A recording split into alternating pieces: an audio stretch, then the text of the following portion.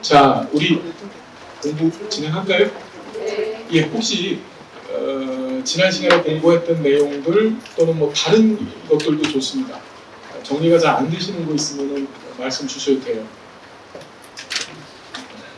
다 아시죠? 그럼 거꾸로 제가 여쭤보겠습니다. 그래도 되나요? 자, 지금부터 영국의 역사를 공부해봐요. 보면 우리가 사회복지 역사에서는 두 문제 정도 출제가 꼭 되죠. 그 중에서 영국 역사 하나, 그 다음에 독일하고 미국 역사에서 묶어서 하나 해서 두 문제 꼭 출제가 됩니다. 아시겠죠? 자, 영국 역사 얘기 좀 해볼게요.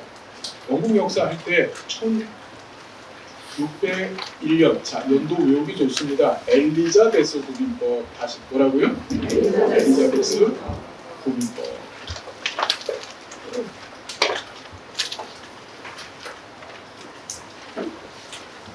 지난 시간에 우리가 중상주의 얘기했었죠. 중상주의가 뭐라 그랬죠, 여러분? 국가의 주된 산업 기반을 상업에다가 초점을 뒀던 겁니다. 그러니까 상업을 중시한다. 그게 중상주의예요. 상업이라고 하는 것이 다른 나라와의 무역을 뜻하는 거거든요. 그러면 이 중상주의에서 이 부품을 쌓는 방법, 국가가 부자가 되는 방법은 뭘까요? 국내에서 물건을 싸게 만들어서 해외에 비싸게 수출을 하면 돼요. 그럼 거기에서 이윤이 생기겠죠. 그걸 이제 왕이 거의 독식하는, 그때 이 당시는 절대 왕권의 시대였었습니다. 왕이 독식을 하는 그런 구조가 바로 중상주의였었습니다. 여러분, 엘리자베스 국민법 또는 엘리자베스 국민법이라고 하는데 엘리자베스 여왕 들어보신 적 있으시죠? 이 아줌마 하면 생각나는 게 뭐죠? 해가 지지 않는 나라 들어보셨나요? 해가 지지 않는 나라 엘리자베스 여왕 들어보셨죠? 이게 무슨 뜻이에요? 전 세계에 하도 식민지를 많이 도와주고 식민지를 많이 둔 거예요.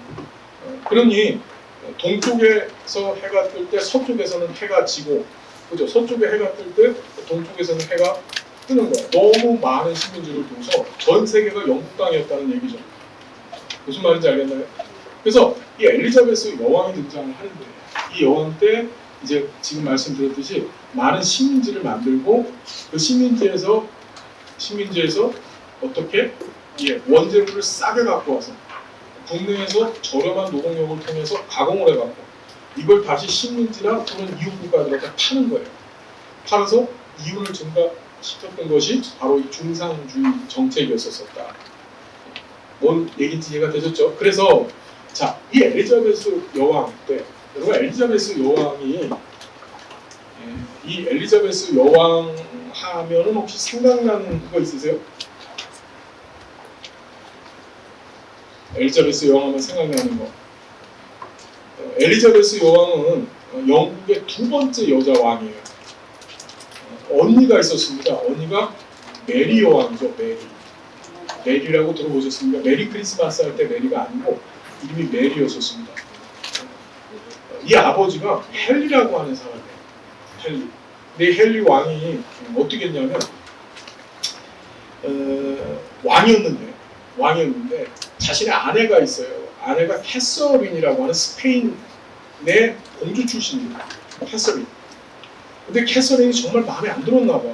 부부 사이가 좋지 않았어요. 근데 캐서린 사이에서 메리라고 하는 딸을 하나 낳아요. 딸을 낳았어요. 근데 딸도 이쁘질 않은 거야. 부인도 이쁘지 않고. 그런데 캐서린의 몸종이었다라는 얘기가 있습니다.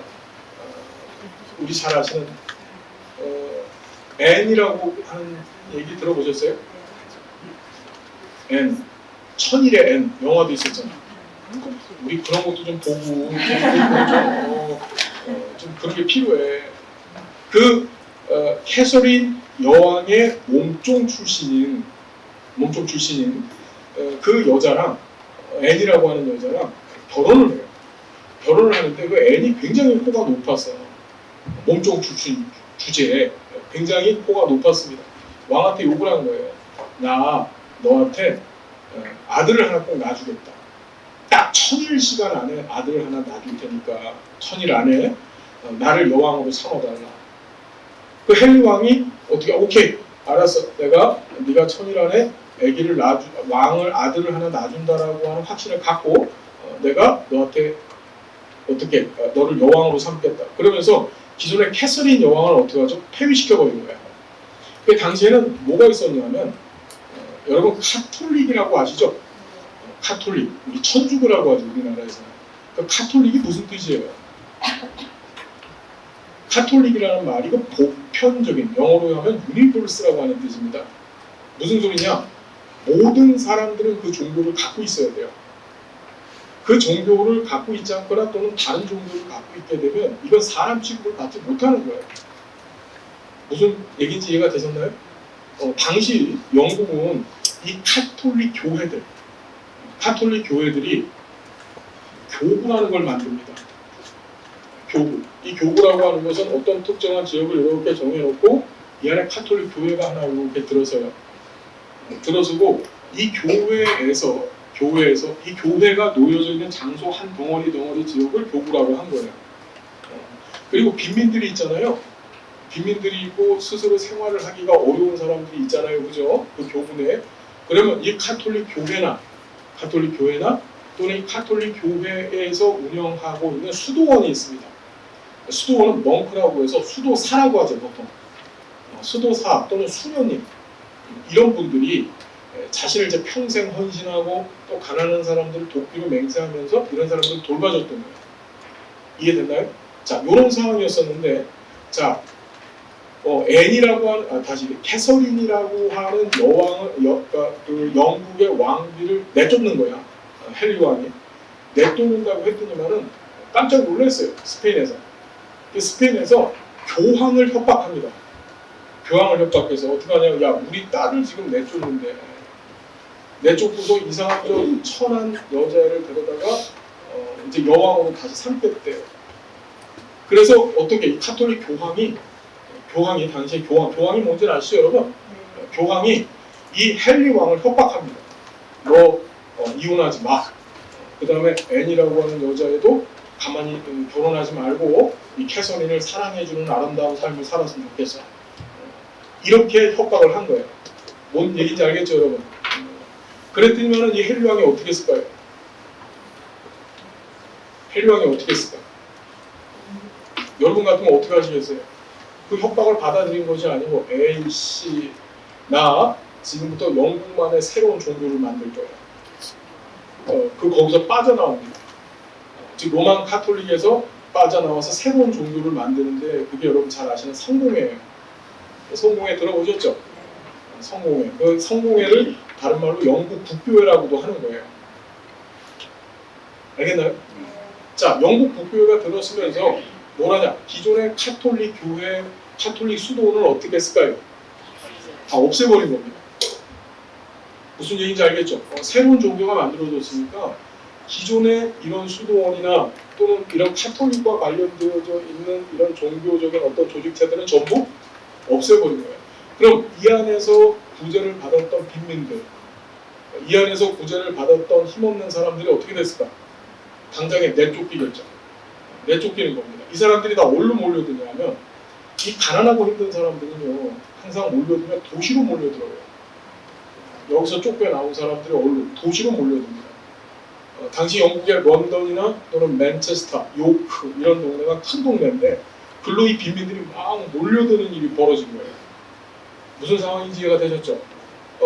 거기다가 엘리자베스 여왕이 해가 지지 않는 나라를 만들었다 그랬잖아요.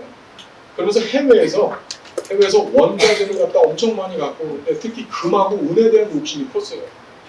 그러니까 금과 은이라고 하는 우리가 보통 귀, 금속 물품을 많이 국가에 갖고 들어옵니다. 근데 금은 고가품의 물건이긴 하지만 우리가 생필품으로 쓰는 건 아니잖아요. 얘는 주로 화폐나 또는 화폐 대용으로 활용이 됐던 거야. 근데 그런 것들이 국가에 많이 들어오니까 뭐가 생길까? 인플레이션 아시죠 여러분? 물가가 상승하는 현상이 벌어졌어요. 그러니까 영국 경제가 굉장히 어려워진 거예요. 물가가 상승해지면 문제는 누가 타격을 받냐면 가난한 사람들이 타격을 받게 돼요. 그렇죠. 그 사람들은 은금을 획득할 수 있는 기회도 적은 데다가 어떻게 물가는 폭등하니까 당장의 거지가 되고 당장에 굶을 수밖에 없었던 거예요. 이해되나요? 이런 복합적인 어려운 상황에서 자 엘리자베스 국유법은 사회 통제를 목적으로, 다시 뭘 목적으로? 사회 통제, 정확히는 빈민을 통제하려고 했어요. 당시 영국의 런던이 어땠냐면 이 수도원에서 쫓겨난 빈민들이 바글바글바글 영국의 런던 시내에 올라오고, 그 다음에 엄청나게 새로이 발생되어진 빈민들이 이 런던 시내에 들어와서 구걸을 해대고 아무데나 텐트 쳐놓고서 응하고 밥 먹고 그 안에서 도둑질하고 별의별 일이 벌어지는, 뭔 말인지 어떤 상황인지 여러분 이해가 되셨죠? 제가 지금 잠을 못 자고서 약간 해롱해롱 되고 있어요 지금. 예. 4시에 출발했는데 기분은 좋아요. 여기 오니까. 다시 어쨌든지 간에 자, 상황이 어떤지 아시겠죠? 이렇게 빈민을 통제해야 되겠다. 뭐냐, 얘네들 일도 안 하고 밖에서 구걸하고 도둑질하고 온갖 나쁜 짓 더러운 짓을 다 하고 앉아있는데 요것들 데려다가 어떻게 국부를 증가시키는, 국가의 부를 증가시키는 노동력을 확보해야 되겠다라고 하는 의도 하에 엘리자베스 국유법이 제정이 되어져요. 이해됐나요? 자, 엘리자베스 국유법은 이게 중요합니다. 차등의 원칙이라고 해서 이 빈민을, 자, 노동력 유무, 다시 뭐라고요 여러분? 노동력 유무, 빈민을 구분합니다. 빈민을 구분을 해요. 자, 빈민을 다시 뭐에 따라서 구분했다고요? 노동력 유무, 노동력을 갖고 있느냐, 갖고 있지 않느냐. 노동력이 있는 빈민은 이제 국부 증진을 위해서 국내에서 생산용 물품을 만드는, 그러니까 물품을 생산하는 용도로 이런 사람들은 사용을 해야 돼요. 그래서 노동력 유무에 따라 빈민을 3개 계층으로 구분을 했어요. 어떻게 구분했냐면 노동력을 가지고 있는 빈민, 일할 수 있는 빈민, 이걸 보통 건강한 빈민이라고 표현을 했습니다. 자, 두 번째가 노동력이 없는 빈민이에요. 이건 보통 아기를 가지고 있는 여성, 그렇죠, 임신한 여성이거나 또는 장애인, 특히 이 당시에 크게 봤던 장애인이 맹인이에요. 앞을 보지 못하는 사람들. 무슨 얘기인지 알겠나요? 이 앞을 보지 못할 경우에는 여러분 아무 일도 하지 못하잖아. 당시 기계가 아직 만들어지지 않았던 시대였기 때문에 수공업, 손으로 물건을 만드는 시대였거든요. 그렇죠. 그러니까 앞을 보지 못한다고 한다면 어떤 물건도 손으로 만들지 못했단 말이야. 이해됐죠? 그래서 노동력이 없는 빈민, 그 다음에 노동력을 가지게 될 빈민. 자, 빈민을 노동력 유무에 따라서 몇 개 계층으로 구분했다고요? 3개 계층. 노동력이 있는 빈민, 없는 빈민, 앞으로 노동력을 갖게 될 빈민인데, 이 노동력을 갖고 있는 빈민, 즉 건강한 빈민 같은 경우에는 작업장이라는 데를 보내요. 어디 보냈다고요? 작업장. 강제 노역을 시키는 곳이에요. 물론 여기서 월급 줬어요. 여길 보내서 일을 시켰습니다. 너 일 지나가다가 거지가 나오잖아? 밖에서 부거를 하죠. 그럼 잡아가요. 잡아다가 어떻게? 이 작업장에 보내요. 그 작업장에서 일을 시키는 거야. 너 일을 해. 이렇게. 그럼 그 중에서 어떤 거지들은 어떻게 할까? 네가 12 이러면서 막 덤비겠지. 그죠? 그런 애들은 교정원이라는 데를 보냈어요. 다시 어디요? 교정원. 이 교정원은 영어로 컬렉트하우스라고 하는데 일종의 감옥이야, 감옥. 묶어놓고 하루 종일 줘 패는 거야. 1년 동안을 보내는데 교정원에 어떻게 하냐면 너 일할래 맞을래? 일할래? 어떻게 하시겠어요? 어떻게? 그래서 일하겠죠. 보통 그래서 교정원에 들어가게 되면 한 일주일 내로 사람이 교정이 돼요. 나 작업장 가겠습니다. 무슨 얘기인지 알겠죠? 그래서 자, 우리 시험에도 노동력이 있는 빈민은 어딜 보냈다고요? 작업장. 그런데 그 작업장 가는 것을 거부하는 빈민은 어딜 보냈다고요? 교정원을 보냈다. 무슨 얘기인지 알겠죠? 교정원에서 일주일 있다 나오면 다시 어떻게 작업장 가는 거예요. 이해됐나요? 자, 두 번째, 노동력이 없는 빈민이에요. 아까 전에 말씀드렸듯이 아기 가진 엄마들. 그죠? 이런 사람들은 구빈원이라는 걸 만들었어요. 뭘 만들었다고요? 구빈원. 이 구빈원은 지금으로 얘기한다면 수용시설이에요. 수용시설. 그러니까 이런 큰 건물을 하나 만들어 놓고 이 건물에다가 이 사람들을 집단 수용하고 여기서 먹여주고 입혀주고 한 거예요. 이해됐나요? 자, 그 다음에 세 번째가 노동력을 가질 빈민인데 이걸 자 우리 시험에서는 요 보호아동이라고 해요. 애들이야, 애들. 요 보호라고 하는 말은 보호가 필요한 애들이란 뜻이죠. 그렇죠. 얘네들은 보통 부모가 없거나 또는 부모한테 유기된 거예요. 부모가 버린 애들. 그렇죠. 이런 애들은 잘만 키워주면 그럼 어떻게 될까? 나중에 어른이 됐었을 때 노동력을 갖게 되겠죠. 그래서 국가의 산업 기반에 기여할 수 있는 존재가 될 수 있는 거예요. 그래서 얘네들은 원칙이 입양이었었어요. 입양이 뭐지? 아이를 키울 수 있는 다른 집안에 보내는 거예요. 그런데 입양이 잘 됐을까요? 안 됐을까요? 안 됐지. 거의 안 됐어요. 누가 이런 거지 애들을 데려다가 당시 뭐 먹고 살기도 힘든데, 그죠? 예, 입양이 안 됐어요. 그럼 어떻게 했냐면 남자애들과 여자애들 갈라놓고 남자애들은 도제를 보내요. 이게 출제가 됐죠. 뭐라고요? 도제. 여러분 도제가 뭔지 아세요? 도제가 뭐죠, 여러분?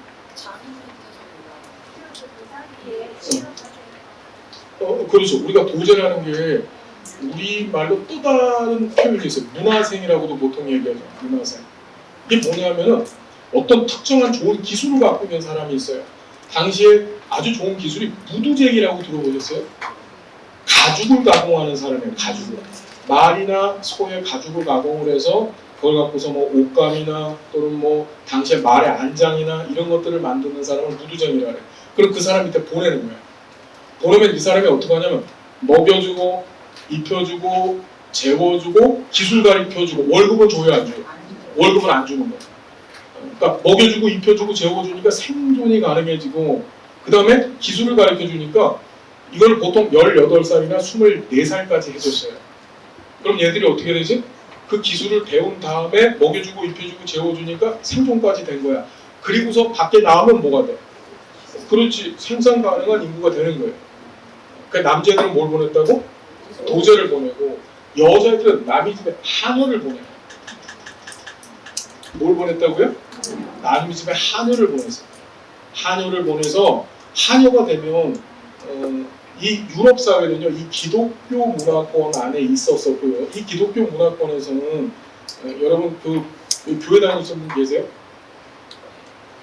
괜찮습니다. 종교 갖고 있는 거 교회 다니시는 거 우리 종교 얘기 좀 해볼까? 교회 다니시고 이슬람교, 옹진리교, 나머지 다 불교죠? 네, 그냥 불교로 알고 넘어가겠습니다. 그 교회의 경전인, 그 기독교의 경전인 성경책을 보면은 어떻게 돼 있냐면 남자와 여자애를 정확히 갈라줬어요. 우리 지난 시간에 뭐 배우셨냐면 에스핀 앤더슨 공부 아직 안 했죠? 네, 오늘 할 차례지. 그걸 알아야 돼요. 좀 이따 할 겁니다. 이 기독교 문화권에서는 남성과 여성의 일을 정확히 구분합니다. 어떻게 되냐면 아담과 하와가 있는데 아담과 하와가 에덴 동산에서 내쫓김을 당하죠. 그러면서 아담한테는 야훼 신이 명을 내립니다. 너는 평생 밭을 갈아서 일을 해라, 자식아. 일을 해서 가족을 부양을 해야 돼요, 남자는. 근데 여자는 어떻게 하죠? 너는 아기를 낳고 애 키우면서 남편 말에 복종하고 살아라. 무슨 말인지 알겠습니까? 그런 관념이나 그런 사상하에 얘네들의 삶이 정해진 거예요.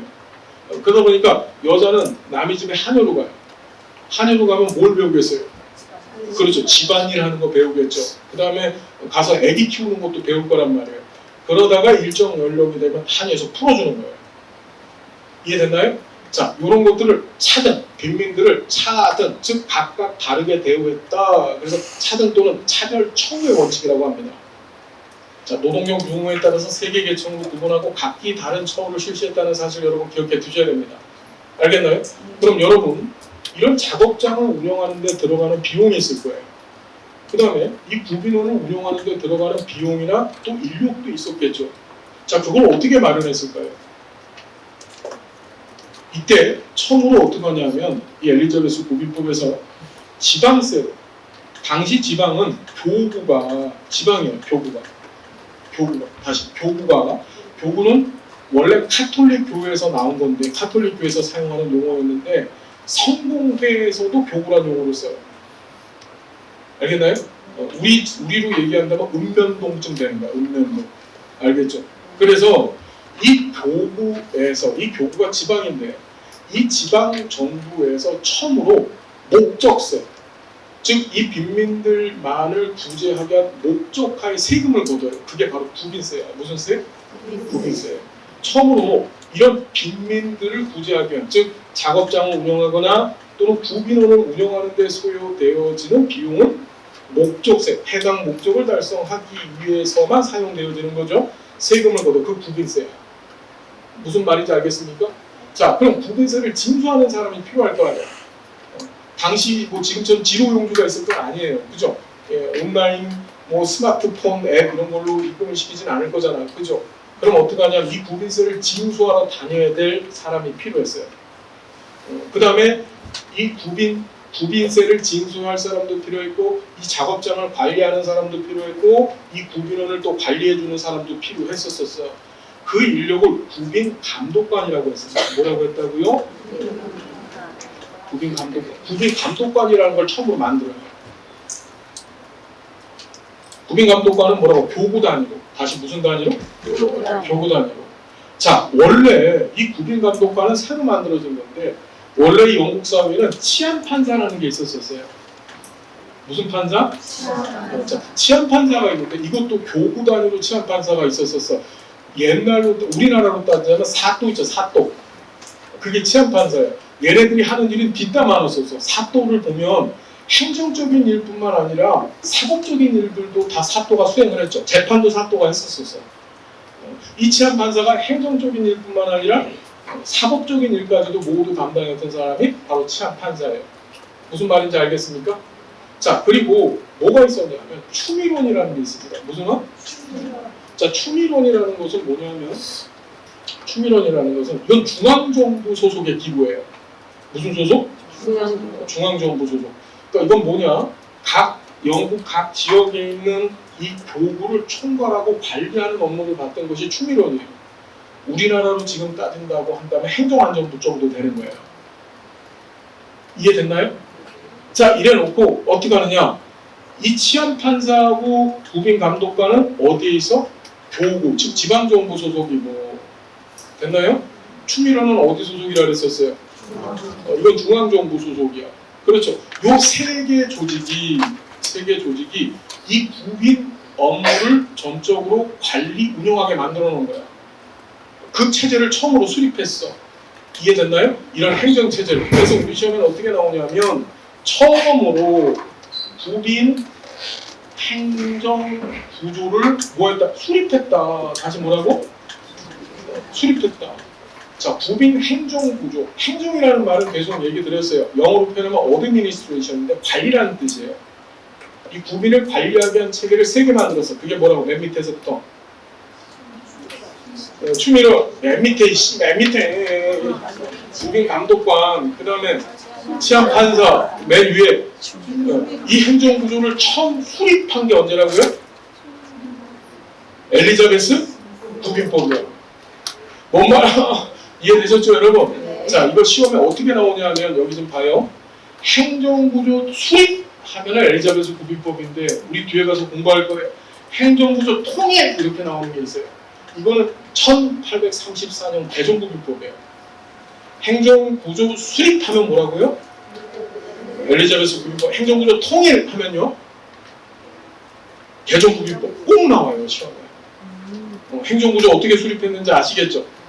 그리고 이 세금을 전부 뭘로 걷어요? 지방세로 걷어요. 지방세. 이해됐나요? 자, 우리 교재 잠깐 보시면 엘리자베스 구빈법, 자, 연도 외우기 쉽습니다. 1601년 뭐 장원붕괴 이런 거 편안히 보시고 내용을 좀 잘 보셔야 돼요. 자, 빈민 통제, 사회 통제를 목적으로 했다. 다시 한번 빈민 통제가 목적이었다. 우리 앞에서 공부해 봤었어요. 사회 양심론이 있었었고 복지과 발달 이론 가운데에 기억나십니까, 여러분? 음모 이론이 있었었죠. 그렇죠.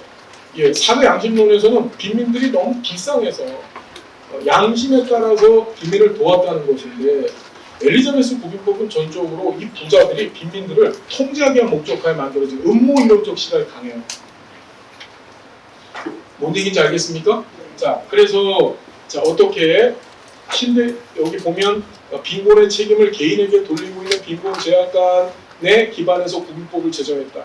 빈곤이라고 하는 것은 범죄 행위로 봤어요. 그것을 개인주의적 빈곤 제한관이라고 합니다. 다시 한번 뭐라고요? 자, 우리 지금부터 요 얘기 잠깐만 할 거고 시험에도 이게 시험에 잘 나온다. 실천론에서 잘 나와요. 여러분 개인주의가 뭐죠? 개인주의. 시험에 잘 나와요. 실천론에서 나옵니다. 이걸 정리를 잘 하셔야 돼요. 다시 무슨 주의? 개인주의가 뭐예요? 개인주의. 개인주의. 편안히 얘기해 보십시오. 뭐 틀리면 어때요? 맞아. 남한테 피해 안 주고 그 다음에 어떻게 그렇게 잘하세요? 제 강의를 들으세요? 야, 대단하시다. 예.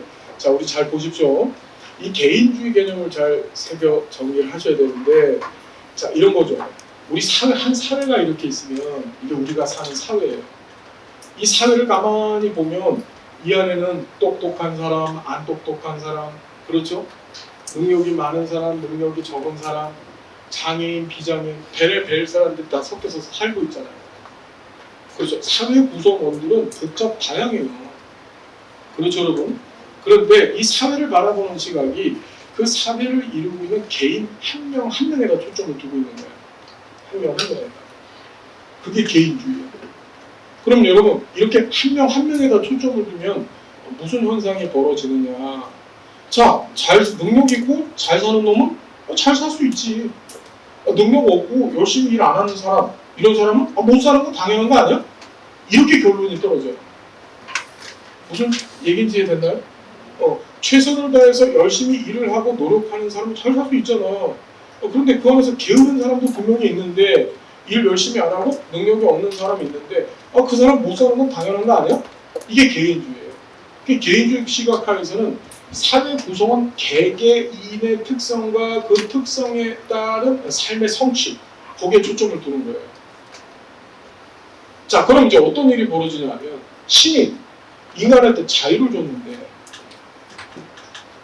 요 어떤 놈은 그 자유를 잘 활용하고 부자가 돼서 어떤 놈은 그 자유를 줬는데도 불구하고 지질이 가난하게 되는 거야. 그러면 이런 현상, 가난한 자가 있고 부자가 같이 존재한다는 사실을 그걸 당연한 것으로 여겨요. 개인주의에서는. 뭔 뜻인지 이해가 됐죠? 그래서 이 개인주의에서는 그 가난함과 부유함이 공존한다는 사실, 한 사회 내에서 그걸 당연한 현상이다라고 여긴단 말이에요. 뭔 뜻인지 알겠습니까? 자, 이 개인주의가 사회복지 실천에 미친 영향이 있어요. 미친 영향, 뭘까요? 자, 이것이 시험에 잘 나오는데 개인주의는 클라이언트의 권리와 의무를 강조해요. 다시 뭐라고? 권리와 의무를 강조한다. 우리 시험에 나왔죠. 뭘 강조한다고? 권리와 의무. 나 돈 많거든요. 부자가 됐어. 나 능력도 많고 최선을 다해서 열심히 살아갖고 부자가 됐어요. 그럼 돈 많아 지금. 그걸 갖고 내가 더 좋은 서비스를 받고 더 좋은 혜택을 받는 거 당연한 것으로 여겨요. 권리를 누릴 수 있어요. 반면에 의무라는 것은 뭐죠? 내가 지금 그런 서비스, 그런 혜택을 받기 위해서는 더 열심히 노력하고 일을 해야 된다는 의미가 이 안에 담겨져 있는 거예요. 이것이 실천과 관련해서 어떤 영향을 주냐? 첫 번째가 개별화에 영향을 줍니다. 시험에 잘 나오죠? 뭐에 영향을 줬다고요? 개별화. 개인주의는 개별화에 영향을 줍니다. 여러분 개별화라고 하는 것이 뭐죠, 여러분? 자, 우리 개별화라는 말 들어보셨죠? 자, 개별화라고 하는 것은 뭐냐?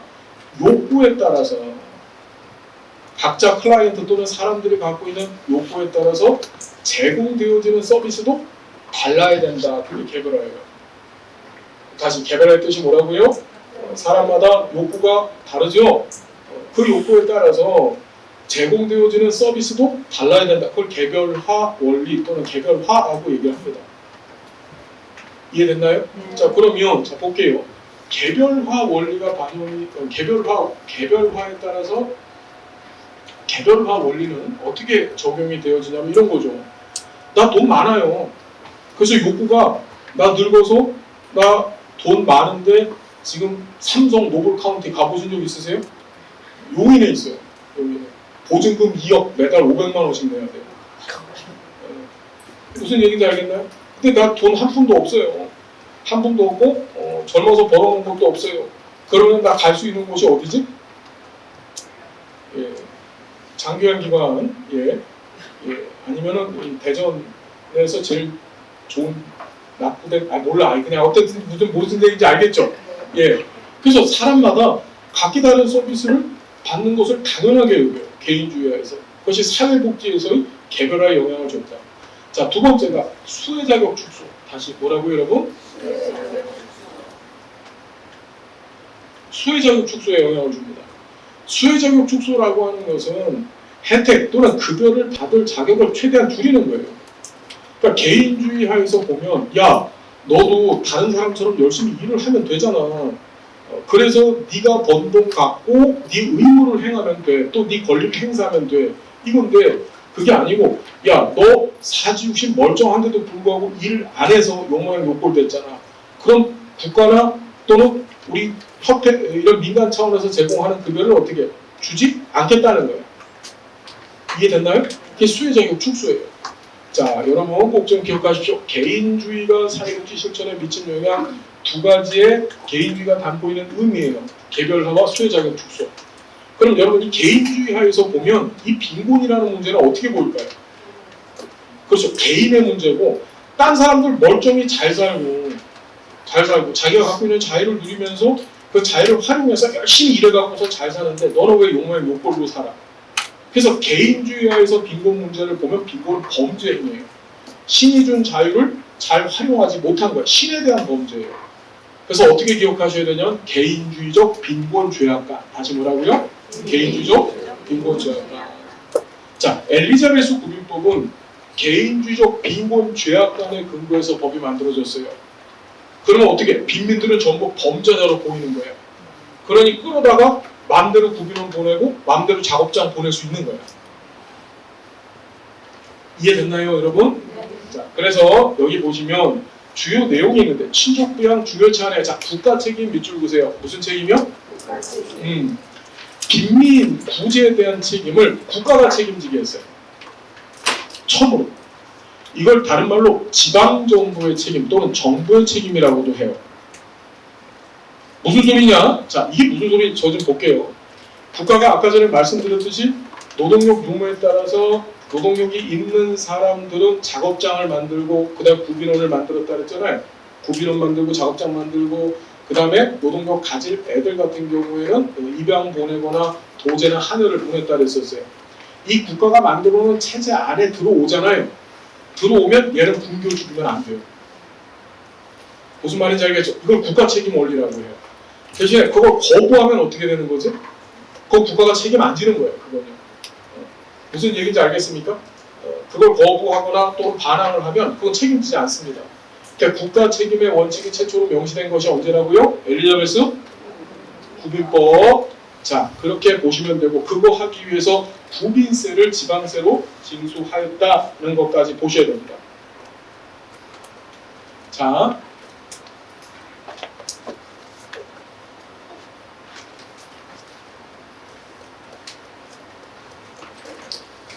그 다음에 최초의 전국적, 자, 여기 행정구조 수립. 자, 시험에 행정구조 수립, 여기서 보시면 행정구조 수립이라고 출제되거나 행정구조 통일이라고 출제가 돼요. 수립하면은 뭡니까? 엘리자베스 구빈법이고, 행정구조 통일 뒤에서 공부하실 텐데 걔는 뭐라고? 신구빈법입니다. 자, 잘 구분하셔야 돼요. 행정구조 이렇게 나오면 수립인지 통일인지를 빨리 봐야 돼요. 알겠죠? 자, 그래서 여기 보시면 최초로 전국적인 구빈행정구조를 수립했다. 중앙정부의 추미론을 정점으로 하는 중앙집권적인 빈민 통제 구조를 만들었다. 그 구조가 어떻게 되어 있었어요? 맨 밑에? 구빈감독관. 그 위에 시합판사. 추미론은 중앙정부 소속이라고 말씀을 드렸죠. 추미론을 정점으로 하는 전국적인 구빈 행정구조. 그러니까 전국 지방에는 뭐가 다 있었어요? 구빈감독관하고 시합판사가 있었었고 얘네들이 하나의 추미론으로 모이는 거예요. 이해됐죠? 무슨 얘기인지? 자, 그렇게 정리하시면 되고 지방행정 원칙이라고 해서 그 지방에 있는 빈민들 있죠. 즉 각 교구에 있는 빈민들에 대한 생존 책임은 지방이 지는 거예요. 교구가 지고 그거 하기 위해서 각 교구별로 지방세로서의 구빈세를 징수하고 알겠나요? 무슨 얘기인지? 그 다음에 지방의 행정관료들 말씀드렸듯이 치안판사 그 다음에 구빈감독관 지방에서 뽑아서 걔네들이 일을 했던 거예요. 무슨 얘기인지 알겠습니까? 자, 그 다음에 차별 처우의 원칙 지금 말씀드렸습니다. 노동력 유무에 따라서 세계 계층, 노동력 있는 빈민, 없는 빈민, 요구와 세계 계층을 두고 각기 다른 처우를 하였다. 됐습니까, 여러분? 네. 자, 이거 바깥에서 시험 문제 나오면 제가 책임질게요. 진짜로. 엘리자베스 구빈법은 꼭 시험에 등장하죠. 자, 그 다음에 결과를 봤더니 열악한 지방정부 재정과 구빈법 뭐 이런 지방정부의 의지 정도에 따라서 작업장으로 흡수되거나 통일되어 작업장이 노동 능력이 없는 빈민으로 채워지고 근데 재정 여건이 좋아 구제가 좋은 교구로 몰려드는 이런 문제가 벌어져. 자, 무슨 소리냐면은 구빈원 운영을 했단 말이야. 구빈원은 노동 능력이 없는 빈민들이 들어가 있었거든요. 얘네들은 공짜로 먹여주고 입혀주고 하는 거야. 그렇죠. 세금 내는 교구민들 입장에서 보면 그게 어떻게 보였을까? 응? 많이 뽑겠죠, 그죠? 어이씨, 나는 열심히 일해갖고서 구빈세 내고 앉아있는데 저것들은 저기서 공짜로 먹고 있고 이런 생각 든단 말이에요. 그래서 어떻게 하냐면 세금 납부 거부운동 같은 것들이 벌어져요. 그러면서 이 구빈원이 점점 없어집니다. 없어지고 조금의 노동력만 갖고 있어도 전부 어떻게 작업장을 보내는 일이 벌어져요. 무슨 얘기인지 알겠습니까? 노인 같은 경우에도 당시에 노인들 사진을 안 갖고 왔는데 할머니들이 있거든요. 사파가 있는데 할머니들도 바느질 하는 일이라도 시키는 거야. 작업장에 보내서. 이해되셨죠? 자, 그 다음에 또 문제가 세금을 지방세로 걷었다 그랬잖아요. 지방세로 걷었다 보니까 무슨 일이 벌어질까? 강남하고 서울에 강남이 있잖아요. 대전에서 제일 잘 사는 동네가 어디예요? 중산구? 다시 뭐라고요? 둔산, 구, 서구. 좋겠습니다. 잘 사는 데 사셔서. 서구. 못 사는 데. 동구. 예, 그래요. 서구는 잘 살고 동구는 못 사는데 서구하고 동구 중에 어디가 더 구빈세를 많이 징수할까요? 서구가 더 구빈세를 많이 징수하겠죠. 그렇죠. 그러면 빈민의 처우는 어디가 더 좋을까요? 서구가 좋겠죠. 그러니 무슨 일이 벌어질까? 동구 살던 그지들이 전부 서구로 이주하는 일이 벌어져요. 그럼 그지들이 이주하면 그 서구 사람들은 좋아하겠어요? 그렇죠. 자, 이런 일들이 벌어졌다. 이해되셨죠? 무슨 얘기인지. 자, 의의를 보시면 공공부조제도의 효시다. 다시 뭐라고? 이런 공공부조제도가 뭐예요? 공공부조 우리가 배웠습니다. 뭐가 성립되면 공공부조라고 말씀드렸나요?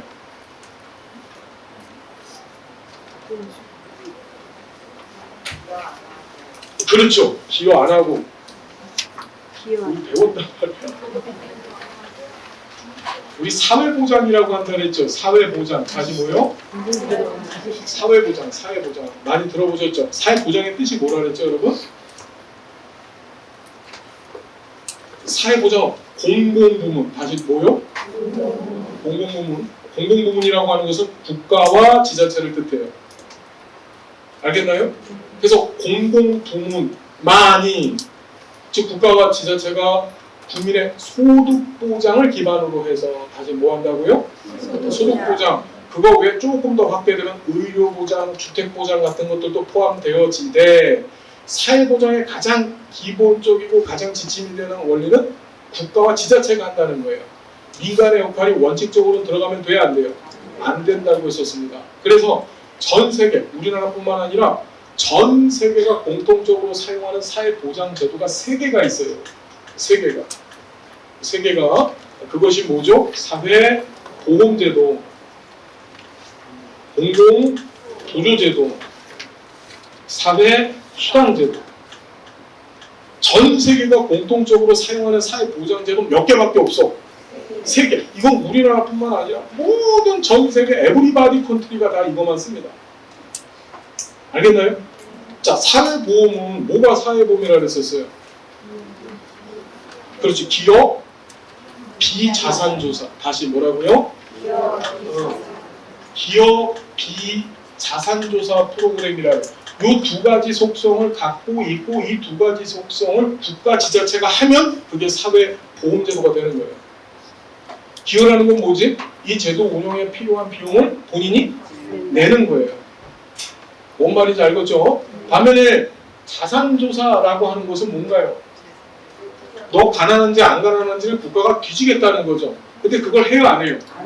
안 하죠. 그 비자산조사예요. 사회보험은 부자도 사회보험급여 대상이 아니에요. 가입자이 아니야. S그룹 회장님도 사회보험 국민연금 받으십니다. 뭔 말인지 알겠죠? 네, S그룹 회장님도 받으셔. 그분도 저 치매 걸리시면 요양원 갈 수 있어. 노인 장기요양보험으로. 알겠나요? 자, 두 번째가 공공부조입니다. 여러분, 공공부조라고 하는 말은 공공은 국가와 지자체를 뜻해요. 부조라는 말은 우리 장례식장 가실 때 무슨 공 갖고 가요?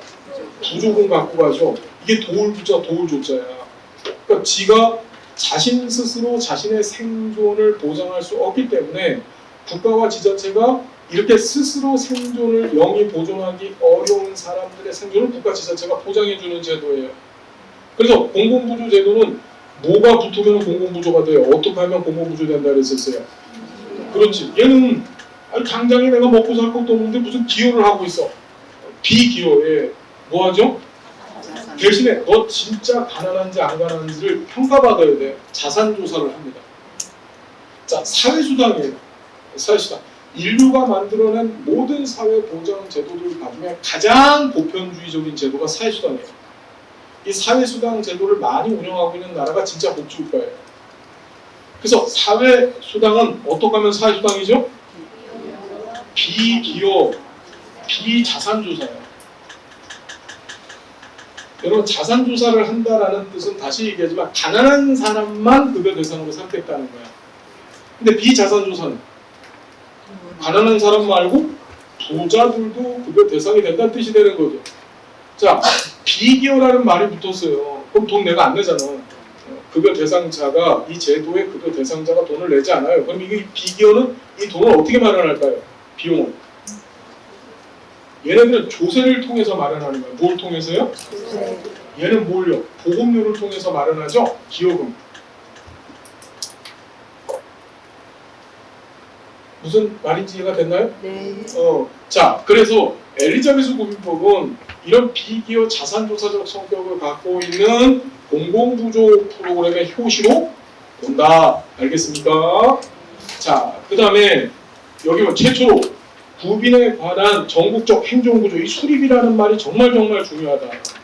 통일은 신구빈법, 수립 엘리자베스 구빈법 됐죠? 자, 그리고 밑에 보시면 당시 빈민구제를 위한 재법령을 집대성했다. 엘리자베스 구빈법이 등장하기 전까지만 해도 여러 구빈법들이 있었어요. 자, 우리 시험에 나올 때 엘리자베스 구빈법은 최초의 구빈법이다. 아니야, 최초 구빈법 아니에요. 여러 구빈법이 있었었는데 그걸 총정리를 해놓은 겁니다. 집대성한 법이에요. 알겠습니까? 알겠죠? 됐죠? 자, 두 번째, 정주법이 등장합니다.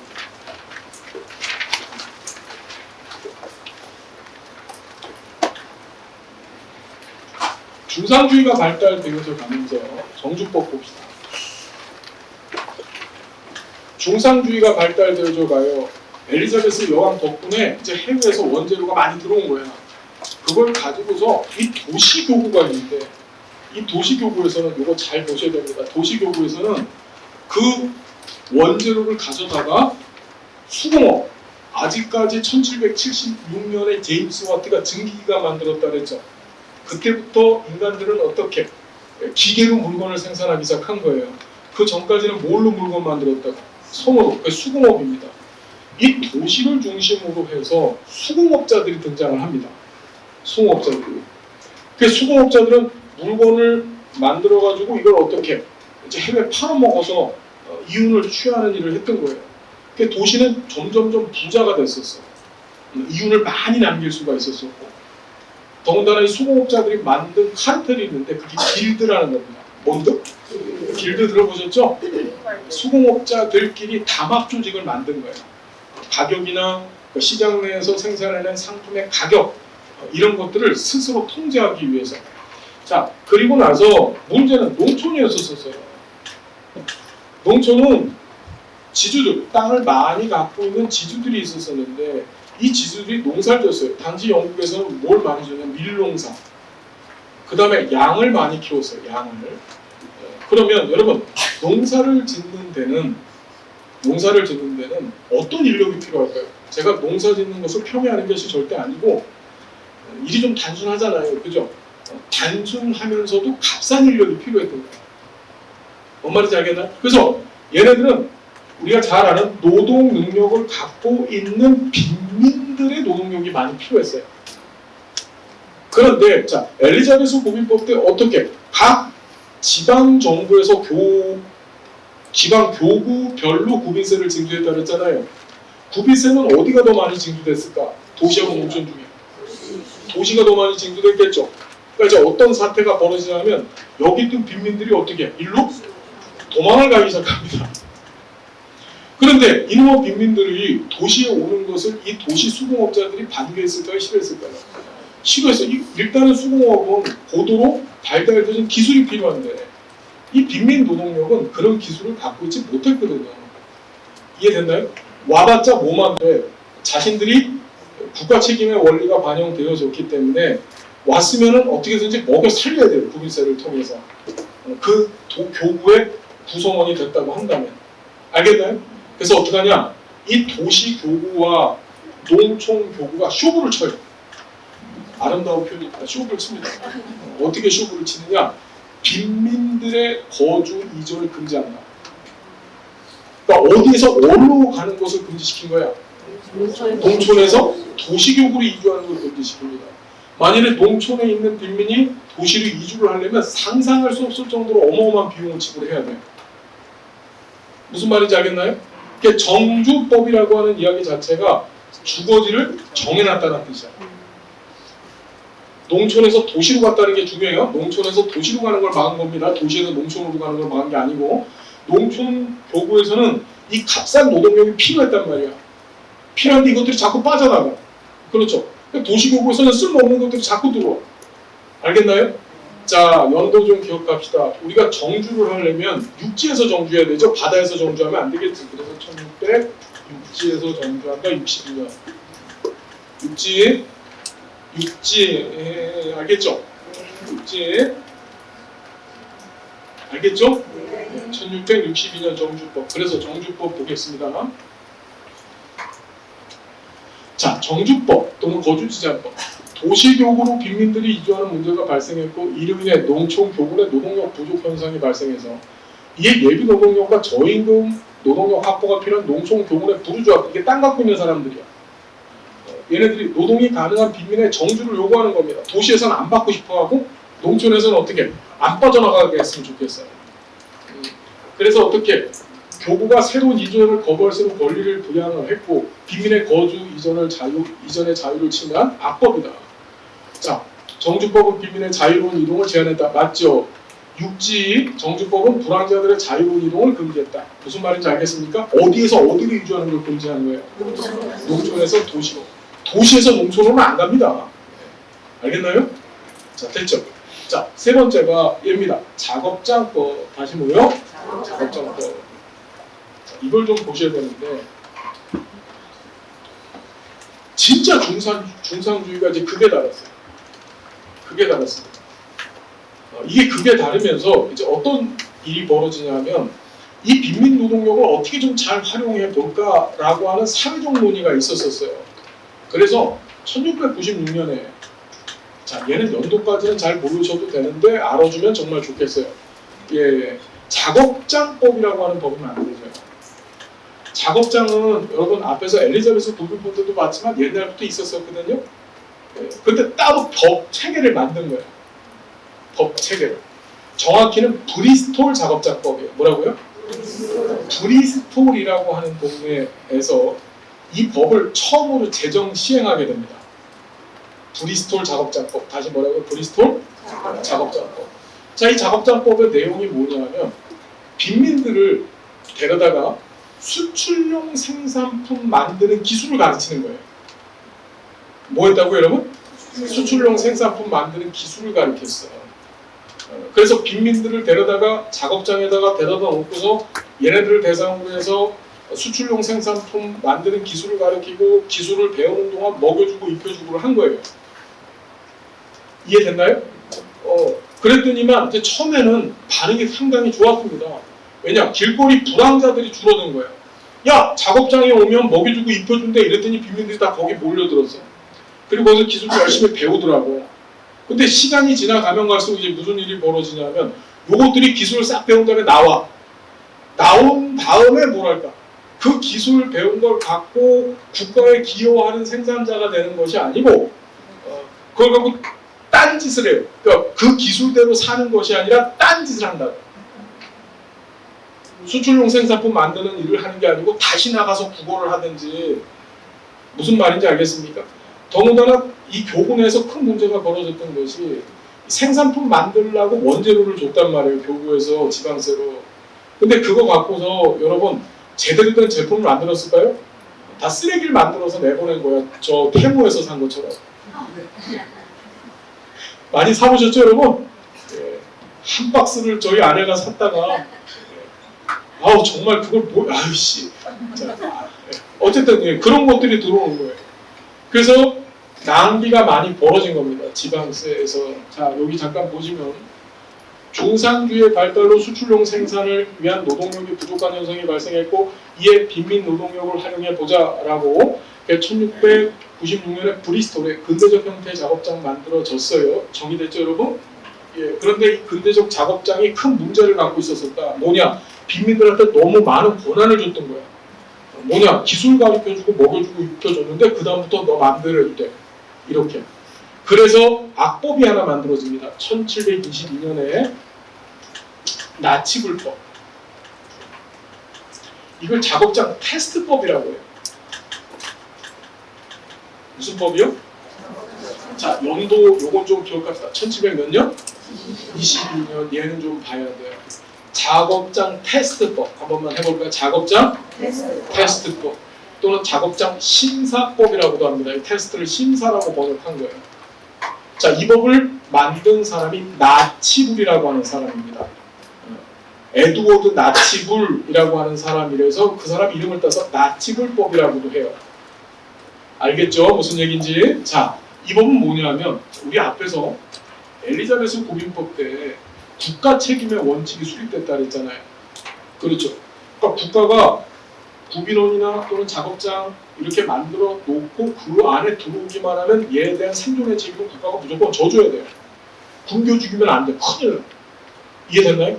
그런데 1696년에 이 브리스톨 작업장법을 시행하면서 빈민들이 마치 그냥 즐기듯이 작업장에 온 거예요. 와가지고 기술 배우고 나 이거 안 해 이러고 나가고 먹어주고 있는데 나 안 해 이러고 나가고 막 이런 일이 벌어진 거예요. 이해됐나요? 그래서 어떻게 하냐면 이 나치불법에서는 작업장을 가혹한 작업장, 오기 싫은 작업장, 무슨 말인지 알겠나요? 그러니까 작업장을 굉장히 끔찍한 장소로 만듭니다. 왜냐하면 작업장에 들어오면 책임져 주는 거고 앞에서도 말씀드렸던 구빈원 있잖아요. 구빈원은 이미 다 없어졌어요. 없어졌단 말이야. 영국 전체에서 구빈원을 갖고 있었던 교구가 몇 개 없었습니다. 그게 전부 다 작업장으로 대체됐다 그랬잖아요. 그 작업장 가서 즐기러 가는 거예요, 이 빈민들이. 그래서 작업장을 굉장히 가혹하고 끔찍한 장소로 만드는 걸 테스트해 본 거예요. 테스트. 그게 작업장 테스트법이라고 합니다. 내용을 봤더니 자, 1722년의 작업장 테스트법 주요 내용인데 단일 교구의 작업장, 공동 작업장. 자, 요거 밑줄 볼까요? 민간이 운영하는 작업장을 허용해 줬어요. 교구가 작업장을 운영을 했거든요. 지방정부가. 근데 민간한테 작업장을 그러니까 설립은 교구에서 하는데 그걸 위탁해 줍니다. 민간한테. 무슨 소리냐면 민간 작업장이라고 하는 큰 건물을 짓는 건 힘들었어요. 돈이 많이 들거든요. 그러니까 땅이 있어야 되고 거기다 작업장이라고 하는 건물을 져야 되잖아. 그거 교구가 져줘. 대신에 그 운영을 누구한테 맡겨? 민간한테 맡긴 거야. 그럼 교구는 뭘 받을까? 세를 받는 거야. 그럼 민간업자들은 들어가서 무슨 짓을 할까요? 빈민들을 데려다 놓고서 쥐어짜야지만 세도 뽑아내고 자기 이익도 챙기겠죠. 이해됐나요? 자, 머릿속에 이 나치 불법에서 처음으로 뭐가 됐다? 민간업자로 하여금 작업장에서 빈민을 고용하고 수용하도록 위탁 계약할 수 있게 되어져서 뭐가 등장했다? 민간 작업장에 처음 등장한 것이 뭐다? 나치 불법이다. 민간 작업장. 원래는 교구가 운영을 했었어요. 설립 운영을 같이 했었었는데 교구가 짓는 것까지는 짓고 그 다음에 운영은 민간한테 맡겨버린 거예요. 그 민간은 굉장히 효율적이죠. 비용을 절약할 수는 있지만 빈민들을 아주 착취를 한 거예요. 당시 빈민들의 처우를 보면 민간이 운영하는 작업장에서는 발에다 족쇄를 채웠대요. 그리고 하루에 16시간 정도 일을 시켰대요. 무슨 얘기인지 알겠습니까? 그러니 빈민들이 작업장 가려고 할까 안 가려고 할까? 안 가려고 한 겁니다.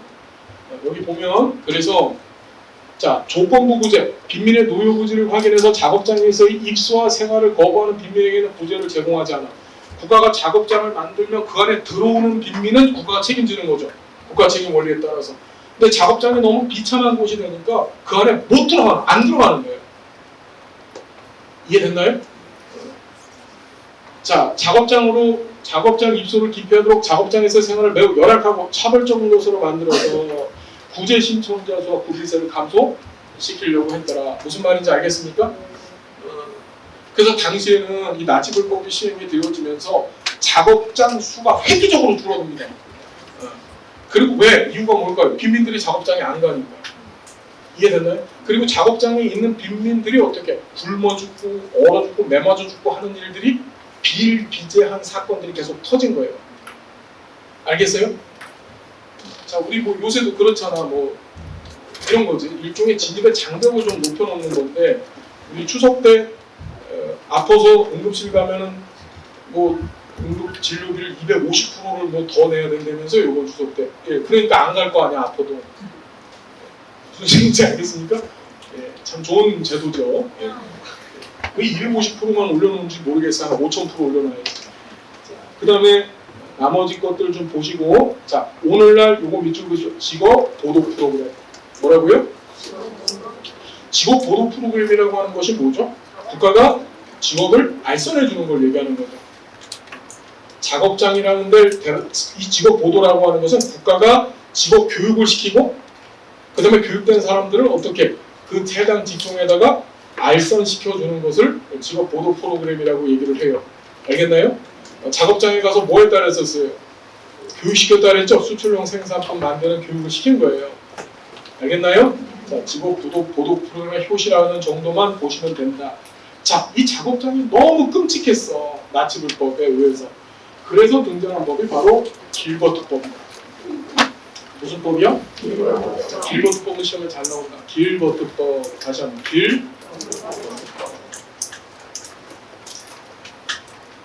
길버트는요, 사람 이름입니다. 당시 영국의 상원 의원이었었어요. 자, 길버트법에 없으면 이런 겁니다. 당시 작업장에서의 그 열악한 작업장이 영국의 큰 사회 문제가 됩니다. 이 작업장법이, 그러니까 나치 불법이 만들어지면서 오히려 구걸하는 사람들, 불황인들이 많이 생겨난 거야. 작업장에 안 가려고 하니까. 구비로는 없어졌고. 이해됐나요? 그러면서 민간 작업장 운영을 통해서 맞아 죽는 빈민들 이야기가 신문에 계속 나와요. 알겠죠? 어떤 상황인지. 자, 그러면서 영국의 길버트 상원 의원이 이 법을 제정하게 되는데 그것이 바로 길버트법입니다. 길버트법의 내용은 이거예요. 작업장 개선 조치를 하게 돼요. 작업장 개선 조치. 그 개선 조치하는 방법이 첫 번째가 공동 작업장을 만듭니다. 무슨 작업장? 교구 단위의 공동 작업장을 만들어. 제 얘기를 지금부터 잘 좀 들어주셔야 됩니다만, 당시 영국의 교구들, 각 지방 정부가 고민하고 있었던 일이 뭐냐면 이미 구비로는 싹 없어졌거든요. 없어졌고 작업장만 남아있는데 작업장은 정말 처우가 안 좋았었어요. 나치 불법 때문에. 그런데 문제는 노인이나 또는 장애를 갖고 있거나 또는 임산부, 즉 구빈원에 가야 될 사람들은 돌봐야 되잖아. 이 사람들은 사실 공짜로 먹여주고 입혀주고를 해야 되는 거예요. 그렇죠. 이런 사람들을 어떻게 해야 될 것인가. 그래서 어떻게 하냐면 교구 있잖아요. 2개 이상의 교구가 하나의 작업장을 설립해. 원래 교구별로 하나의 작업장을 만들어야 되는데 2개 이상, 막 2개, 3개 교구별로 교구가 뭉쳐서 하나의 작업장을 만들어서 이 작업장에서는 뭐 하냐면 가난하고 지금 말씀드렸듯이 임산부나 또는 노인이나 장애인과 같은 구빈원에 가야 될 사람들만 이 안에서 데리고 사는 거예요. 각 교구별로 그런 시설을 만들게 되면 그 비용이나 또는 운영에 소요되어지는 여러 가지 뭐 문제 이런 것들 때문에 교구민들이 싫어할 거 아니에요. 근데 그걸 각 교구가 분담하게 한 거예요. 그 의무를. 이해됐나요? 그런 공동 작업장을 만들고, 자, 두 번째는 나치 불법에서 만들었던 민간 작업장을 없애버립니다. 이제 작업장은 전적으로 누가 운영하게 했어요? 예, 교구가 설립 운영하게 한 거예요. 민간 작업장의 폐가 너무 컸기 때문에 민간 작업장은 이제 다 없애버리고 교구가 운영하게 했어요. 나치 불법에서 민간 작업장 등장했다는 거 기억하셔야 되고, 자, 그거 없앤 게 뭐라고요? 길버트법이다. 자, 그 다음 세 번째가 요거 기억하셔야 됩니다. 시험엔 이게 나와. 최초로 원해구제가 허용됩니다. 무슨 구제? 자, 어떤 사람에 대한 원해구제냐면 노동력이 있는 빈민의 원해구제가 허용됐어요. 이게 중요하다. 우리 노동력 있는 빈민은 1601년 엘리자베스 구빈법 때서부터 노동력 있는 빈민의 처우는 전부 어떻게 했습니까? 작업장에 보내는 게 원칙이었었죠. 그렇죠. 그런데 노동력이 있는 빈민이라고 하더라도 여러분 원해구제라는 말이 뭐죠? 원해구제? 원이라고 하는 것은 국가가 만든 시설을 얘기해요. 그게 작업장이나 구빈원 같은 걸 얘기하는 거예요. 그 안에 들어온 사람만 국가가 책임지겠다는 거야. 바깥에서 이 안에 들어올 조건이나 상황이 됐음에도 불구하고 안 들어오고 밖에서 구걸하고 다니고 나는 자연인이나 막 산에 살고 이런 사람은 국가가 생존의 책임을 지지 않는 게 원내구제 원칙이야. 그게 원내구제. 무슨 말인지 알겠습니까? 원내구제라는 거예요. 그게. 근데 원내구제라고 하는 것은 작업장에 들어가야 될 사람임에도 불구하고 국가가 만든 작업장에 안 들어와도 이 사람의 생존을 국가가 책임지겠다는 거예요. 최초로 노동력 있는 빈민에 대한 원해구제를 명시한 게 무슨 법이라고요? 길버트법이다. 알겠습니까? 그래서 자, 시험에 나올 때도 원해구제가 항상 초점이 돼서 나옵니다. 원해구제, 노동력 있는 빈민에 대한 원해구제입니다. 이걸 최초로 명시한 것입니다. 그래서 어떻게 했냐면 인근 작업장, 본인이 작업장에 들어가서 생활을 하는 것이 아니고 자기 집에 살면서 작업장으로 출퇴근하는 걸 허용해 줬어요. 기존의 나치 불법이나 브리스톨 작업장법에서는 작업장에 들어가 살아야 되거든요. 근데 그게 아니고 출퇴근을 허용해 주고, 좀 더 힘든 사람들 같은 경우에는 우리가 보통 재가복지라고 하죠. 예, 먹여주고 먹고 사는 것들을 갖다가 이렇게 생필품을 보급해주는 일들도 했었습니다. 그걸 원해구제라고 하는 거예요. 알았죠? 자, 그래서 이런 특성에 의해서 자, 인도주의적인 구빈법이다. 다시 무슨 법이다?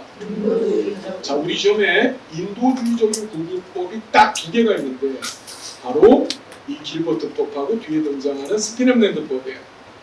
구빈법 하면서 인도주의라는 말이 나오면 뭐하고 뭐라고요? 길버트법하고 스피넴랜드법이다. 알겠습니까? 자, 그래서 자, 길버트법 보겠습니다. 자, 열악한 환경에서 운영되는 작업장에서의 빈민의 착취가 사회 문제가 됐고, 작업장 개선 조치라고 해서 민간 위탁 조항 없애버린 겁니다. 1722년 나치 불법을 폐지시켜요. 더 이상 민간이 운영 못하게 했어요. 자, 두 번째, 교구 연합 방식, 영세 교구들이 연합한 자, 공동 작업장을 설립해서 노인이나 병자, 신체 허약자, 이 사람들은 뭐야? 원래 구빈원 가야 될 사람들인데 구빈원은 이제 없어졌거든.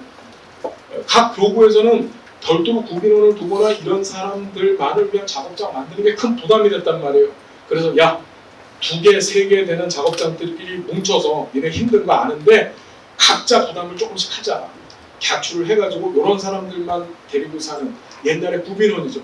그걸 좀 운영하자 라고 한 겁니다. 그래서 노동 능력이 있는 빈민에 대해 이게 제일 중요합니다. 원의 구제를 허용했다. 됐죠? 이건 몰라도 되고, 빈민의 처우 개선으로 빈민 비용이 증가, 구비 비용이 증가했고, 그래서 구빈세를 납부하는 교구민들이 되게 열받은 거예요. 인도주의적인 법의 특징은 뭐냐면 세금을 많이 내게 하고, 그걸 통해서 세금 내는 납세자들이 기분 나빠하는 겁니다. 자, 핵심 인도주의적인 구빈법. 다시 뭐라고? 이것도 한번 시험에 나왔다. 거택보. 다시 뭐라고요? 거택보 제도의 뜻이다. 거택보라는 말이 무슨 소리죠? 자기 집에 살면서도 국가의 보호를 받는다는 거야. 원의 구제의 다른 말이 거택보호예요. 무슨 말인지 알겠습니까? 작업장에 들어와서 생활하는 것이 아니라 자기네 집에서 작업장으로 출퇴근해도 된다. 알겠죠? 자, 시험 문제 한번 볼까요? 신빈민법에서는 원의 구제를 인정하니까, 자, 원의 구제 나오면 뭐예요? 항상 길버트법이에요. 자, 스피넨랜드법은 노동 빈민에 대한, 다시 누구? 노동 빈민, 일하는 빈민에 대해서 구제를 허용하였다. 이건 맞고, 이거 뒤에 있는 내용이네요. 자, 여기 1782년 길버트법은 원의 구제를 허용하였다. 맞는 얘기죠? 다 원의 구제로 출제가 됩니다. 길버트 정말 좋은 사람이죠, 빈민들한테. 그렇죠. 그래서 이 친구 빨리 와. 이 친구야 빨리 와. 이 친구 빨리 와. 1700 너무 길버트가 좋아. 이 친구 빨리 와. 길버트 빨리 와. 길버트 빨리 와 제발. 빈민들이 그랬던 거야. 길버트 빨리 와. 알겠습니까? 예. 쉬긴 쉬어야 되겠죠. 예. 지금 12분이에요. 20분까지만 쉬고 진도를 계속 나가겠습니다. 여러분 빨리 볼일 보시고 20분에 수업 시작할게요. 고맙습니다.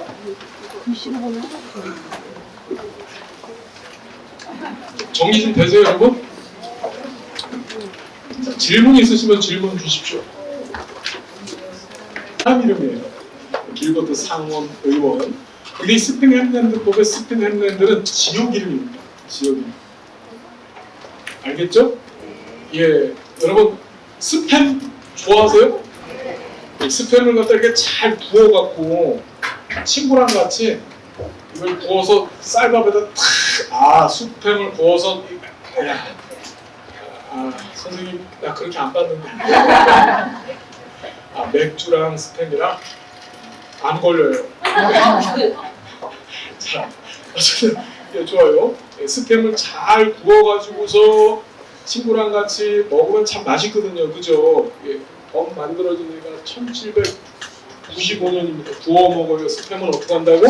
구워 먹어요. 1795년. 자, 우리 지난 시간에도 잠깐 얘기 드렸지만 이 1795년 이 스피넨랜드법이 만들어졌던 요 시점이 바로 자본주의 체제로 넘어간 거예요. 1776년에 아담 스미스가 9% 썼다 그랬잖아요. 그리고 똑같은 76년도에 제임스 와트가 전기관을 만들면서 산업혁명이 시작이 돼요. 그러면서 빈부격차가 갈라지기 시작했죠. 그때부터 개인주의가 창창창해진 거예요. 이때부터. 그래서 기존의 절대 왕권제 하에서 자신의 능력을 발휘하지 못했던 이런 능력 있는 자들이 이 시장 체제가 만들어지면서 크게 부상을 하고 얘네들이 부자가 되고 자본가들이 된 거예요. 무슨 얘기인지 이해가 됐나요? 왕권제 하에서는 왕권제 하에서는 절대 왕권제 시대, 즉 자본주의가 시작되기 전에 절대 왕권의 시대이면서 중상주의라고 말씀을 드렸었죠. 그때는 사람의 능력 이런 건 중요치 않아요. 신분이 중요한 거죠. 어떤 아버지 밑에서 태어났느냐가 중요한 거예요. 그런데 이 자본주의 체제가 시작이 되면서 개인의 자본을 인정해줬죠. 개인이 땅을 가질 수 있고 자기 능력을 마음대로 발휘할 수 있는 시대가 돼버린 거야. 그러면서 이 안에서 부자, 가난한 자가 극명하게 갈려지기 시작해요. 알겠죠? 무슨 얘기인지? 자, 스피넨랜드법은 이런 자본주의 체제, 자유방임주의라고 말씀드렸었습니다. 그 체제 안에서 등장한 최초의 국민법입니다. 알겠죠? 자, 스피넨랜드법의 내용을 보면 영국이 이 병딱 같은 영국이 무슨 짓을 하냐면 프랑스하고 전쟁을 해요. 이때 그 전쟁에 어마어마한 비용이 들어가요. 거기다가 흉작이 일어나고 한술 더 떠서 산업혁명을 통해 갖고 빈부격차가 심하게 벌어지면서 자본가들한테 종속되어져 있는 노동자들의 처우가 굉장히 안 좋아졌어요. 말 그대로 경기 불황이 터진 거예요. 그러면서 영국에 있었던 이 노동자들이 슬며시 뭘 일으키려고 하냐면 사회주의 혁명, 우리가 알고 있는 공산주의 혁명이 터지려고 했었어요. 우리 최초의 공산주의 혁명은 1917년에 러시아에서 터지는데 스피넷랜드법이 안 만들어졌으면 영국에서 먼저 터졌었어요. 무슨 말인지 알겠죠? 이런 사회주의 혁명, 공산주의 혁명이 터지는 것을 막기 위해서 스피넷랜드법이 제정이 됩니다. 자, 이 법의 핵심적인 내용은 노동자들을 달래주기 위해서 만든 법이에요. 노동빈민, 우리 시험에서는 노동빈민이라는 용어를 쓰는데 이게 무슨 소리지? 노동을 하는데도 불구하고 가난한 거야. 하루에 막 10시간씩 일을 하는데도 불구하고 내가 가난하고 더 나가서 내가 번 돈 갖고 우리 가족의 생계 유지가 안 되는 거예요. 그걸 노동빈민이라고 하는 거야. 무슨 말인지 알겠죠? 용어가 중요해. 그래서 우리 시험도 잠깐 보시면 노동빈민이라는 용어가 자꾸 나오죠. 노동빈민. 그렇죠. 노동빈민. 보이세요, 여러분? 빈민의 뜻이 뭔지 아시겠죠? 네. 자본가가 전적으로 어떻게 계약, 근로와 관련되어지는 계약의 전권을 휘두르기 때문에 노동자한테는 최소한의 임금만 주는 거예요. 너 아니면도 너가 안 생산해도 돼. 기계로 생산하면 돼. 노동자의 임금 값어치가 떨어진 거죠.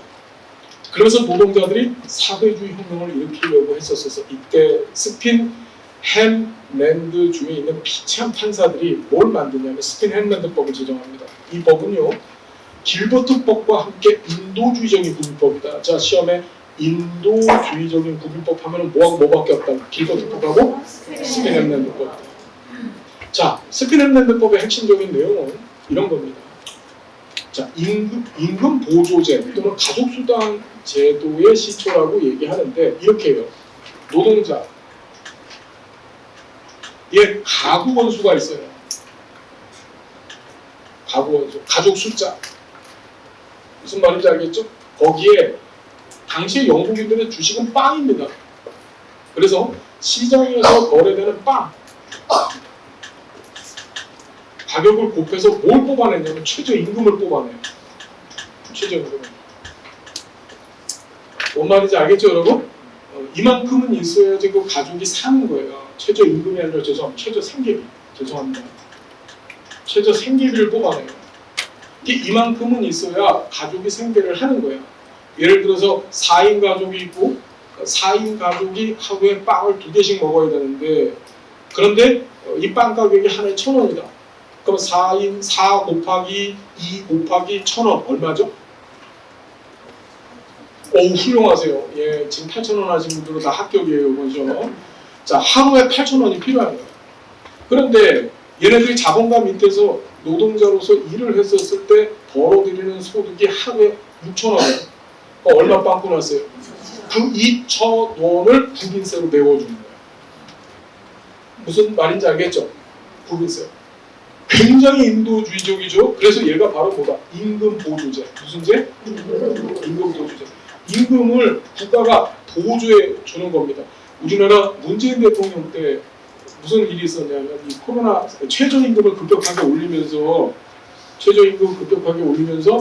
그 최저임금을 지불할 수 없는 기업들에 대해서 임금을 대신 국가가 메워주는 정책을 한 몇 년 썼었어요. 알고 있죠, 여러분? 그거다, 그거. 그 임금 보조제를 처음으로 사용했다. 그랬더니 이제 노동자들의 처우가 좋아졌겠죠. 뭔 말인지 알겠나요? 근데 스피넷랜드법은 영국 역사상 인도주의적인데도 가장 인도주의적인 법이에요. 이 법으로 인해서 발생한 부작용들이 시험에 출제가 돼요. 어떤 부작용이 발생을 했을까요? 가장 큰 부작용이 자, 가구원수 곱하기 시장 빵 가격을 갖고서 계산을 해요. 이 빵 가격을 갖고 계산을 해서 스핀햄랜드법을 다른 말로 스핀햄랜드 빵법이라고 버크셔 빵법이라고도 했습니다. 버크셔 주의 스피넷랜드라고 하는 지역이 있었거든요. 빵법. The bread low라고 표현을 한 거예요. 알겠죠? 무슨 얘기인지. 자, 어쨌든지 간에 가구원 숫자 곱하기 빵 가격으로 계산을 하다 보니까 무슨 일이 벌어질까? 그렇죠. 애를 많이 낳는 거예요. 애를 많이 낳는 거예요. 이게 빈민 가구에 애새끼래요. 애를 많이 낳는 일이 벌어져서 빈민 가구에 애들 숫자가 많이 늘어나는 일이 벌어졌어요. 두 번째는 이 빈민 노동자들, 노동 빈민들을 고용한 기업에서 자본가들의 회사에서 임금을 올려줄까요? 떨어뜨릴까요? 떨어뜨리거나 유지시켜 절대 올려주지 않습니다. 왜? 부족분을 전부 국가가 메워주니까 올려줄 필요가 없는 거예요. 무슨 말인지 알겠나요? 그러면 이런 현상들은 전체적으로 어떻게 교구민의 구민세 부담을 증가시키겠죠. 교구민이 좋아했을까 싫어했을까? 치를 떠는 겁니다. 교구민은. 알겠죠? 자, 우리 잠깐 보시면 스피넷랜드법 이런 일들이 벌어져서 사회주의 운동 진전에 대한 필요성이 대두되어졌다. 영국은 자본주의, 자유주의 체제 국가인데 사회주의가 혁명을 통해 갖고 사회주의로 바뀔 것 같았단 말이야. 노동자들 가만 내비두면 안 돼요. 그렇죠? 예, 우리 앞에서 공부해 봤었습니다. 음모이론. 그렇죠? 예, 가만 내비두면 안 돼. 질서 유지, 사회 안정시키기 위해서 뭔가를 해야 됐어요. 그래서 임금 보조제 밑줄 그시고 기억하셔야 됩니다. 잉글랜드 남부 버크셔주의 치안 판사들이 스피넷랜드에서, 자, 스피넷랜드는 지역 이름이에요. 노동빈민이라는 말 기억해 두십시오. 임금이 가족의 생계 유지에 필요한 빵의 구입에도 미치지 못하는 경우 그 부족분을 교구가 구빈세에서 지급해 줘서 개개인의 수입에 관계없이 뭐가 최저 소득이 보장돼서 최저 생계를 유지할 수 있게 해준 거예요. 알겠죠? 자, 봤더니 경과 노동 빈민에 대한 고지 허용으로 노동자 임금 부족분을 구빈세에서 지원함으로 고용주는 어떻게 돼? 임금 올려줘 안 올려줘? 안 올려주는 일이 벌어졌죠. 유지시키거나 오히려 떨어뜨리는 일까지 막 벌입니다. 그럼 이것 때문에 어떻게? 교구민의 구빈세 부담은 늘어날 수밖에 없는 구조가 되는 거예요. 그리고 교구민들은 열받죠. 자, 그리고 보조 금액의 증가로 인해서 노동자의 노동 의욕과 능률이 저하되고 결과적으로 빈민들의, 자, 조혼이라는 게 무슨 뜻이죠? 일찍 결혼하는 거. 왜 일찍 결혼해야지 아기를 낳죠? 예, 여러분 우리 인간행동과 사회혁명에서 시험 문제 나왔는데 여성의 적정 가입 연령이 몇 살부터 몇 살까지죠? 16세에서 35세예요. 다시 몇 살이라고요? 그 시험에도 나왔어. 16에서 35세입니다. 그래서 너무 어려서 나도 안 돼요. 그게 제일 좋은 건 16살에 결혼하시면 돼요. 예? 예? 뭐라고 한 번만 더. 고딩 오빠 된다고. 아, 고딩 오빠. 그렇지. 그래서 16살에 결혼하셔서 35세까지니까 20년 동안 1년에 한 명씩 나면 20명 날 수 있다는 거 되는 거죠. 예. 자, 말도 안 되는 소리 그 조건이 됐고, 자, 노동빈민의 처우 개선을 위해서 구빈 비용이 증가돼서 구빈세를 납부하는 교구민의 불만이 크게 증가했어. 자, 잘 봐야 돼. 인도주의적인 구빈법이 두 개인데 길버트법하고 그 다음에 스피넷랜드법 둘 다 어떻다? 교구민의 구빈세 부담을 증가시키고 이것이 어떻게 교구민들의 이제 열받게 만든 거죠. 자, 그렇게 보시면 되고 인도주의적인 구빈법, 자, 밑줄 긋습니다. 최저 생활 보장에 기반된다.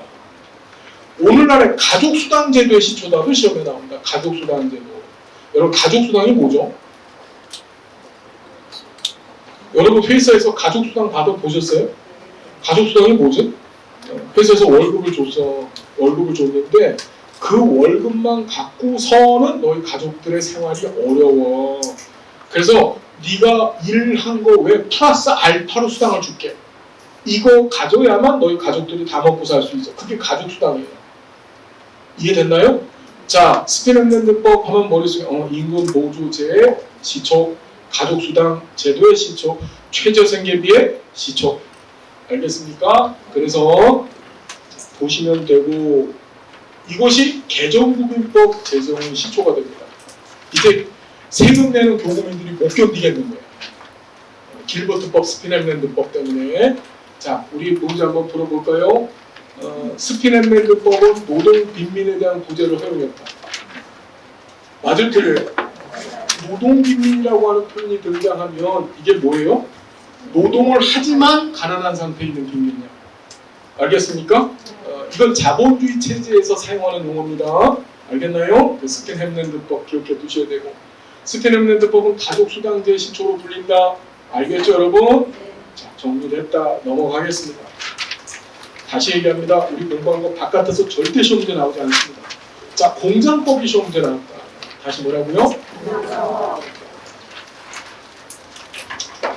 3.3은 구조. 그래서 어떻게 9세 미만 아동의 노동을 금지시킨 거예요. 다시 뭐라고요? 1833년. 자, 1833년 3.3은 9세 미만 아동 노동 금지시켰어. 이게 뭐라고 출제됐냐면 세계 최초의 아동복지법이다. 공장법의 핵심은 이거예요. 이제 1800년대 들어서면서 이 자본주의는 아주 고도화되어집니다. 어떻게 되냐면 애들 있잖아요, 애들. 여성이나 또는 아동의 노동력까지도 투입돼야 가족이 살아요. 근데 당시 기록을 보면요, 4살 정도 된 애들이 탄광에서 일을 해요. 이게 상상이나 되세요, 여러분? 그랬습니다. 제가 원래 수업 때는 그림을 보여드리면서 하는데, 애들이 방적기에 들어가서 5살, 6살 이런 애들이 방적기에 들어가서 방적기가 그 실이 꼬이면서 멈추거든요. 그럼 들어가서 그 실을 뽑다가 손발이 잘리고 이런 일들이 비일비재했던 거예요. 그러면서 9살 미만 애들 있잖아요. 9살이 안 된 애들의 노동을 전면적으로 금지시킵니다. 우리나라가 아니라 세계 최초의 뭐라고? 아동복지법입니다. 자, 공장법은 세계 최초의 아동복지법이다. 출제가 됐다. 무슨 말인지 알겠죠? 우리나라 아동복지법은 언제 만들어져요?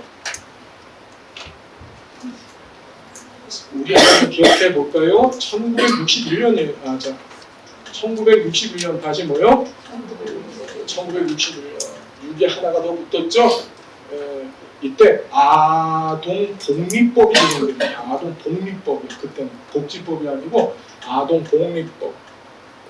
자, 다시 몇 년도? 1961년도에 아동복리법이었다가 현행은 아동복지법이라고 하죠. 자, 이 아동복지법은 여기다 20 더하면 얼마죠? 81년도에 아동복지법이 되는 거예요. 기억해 두세요.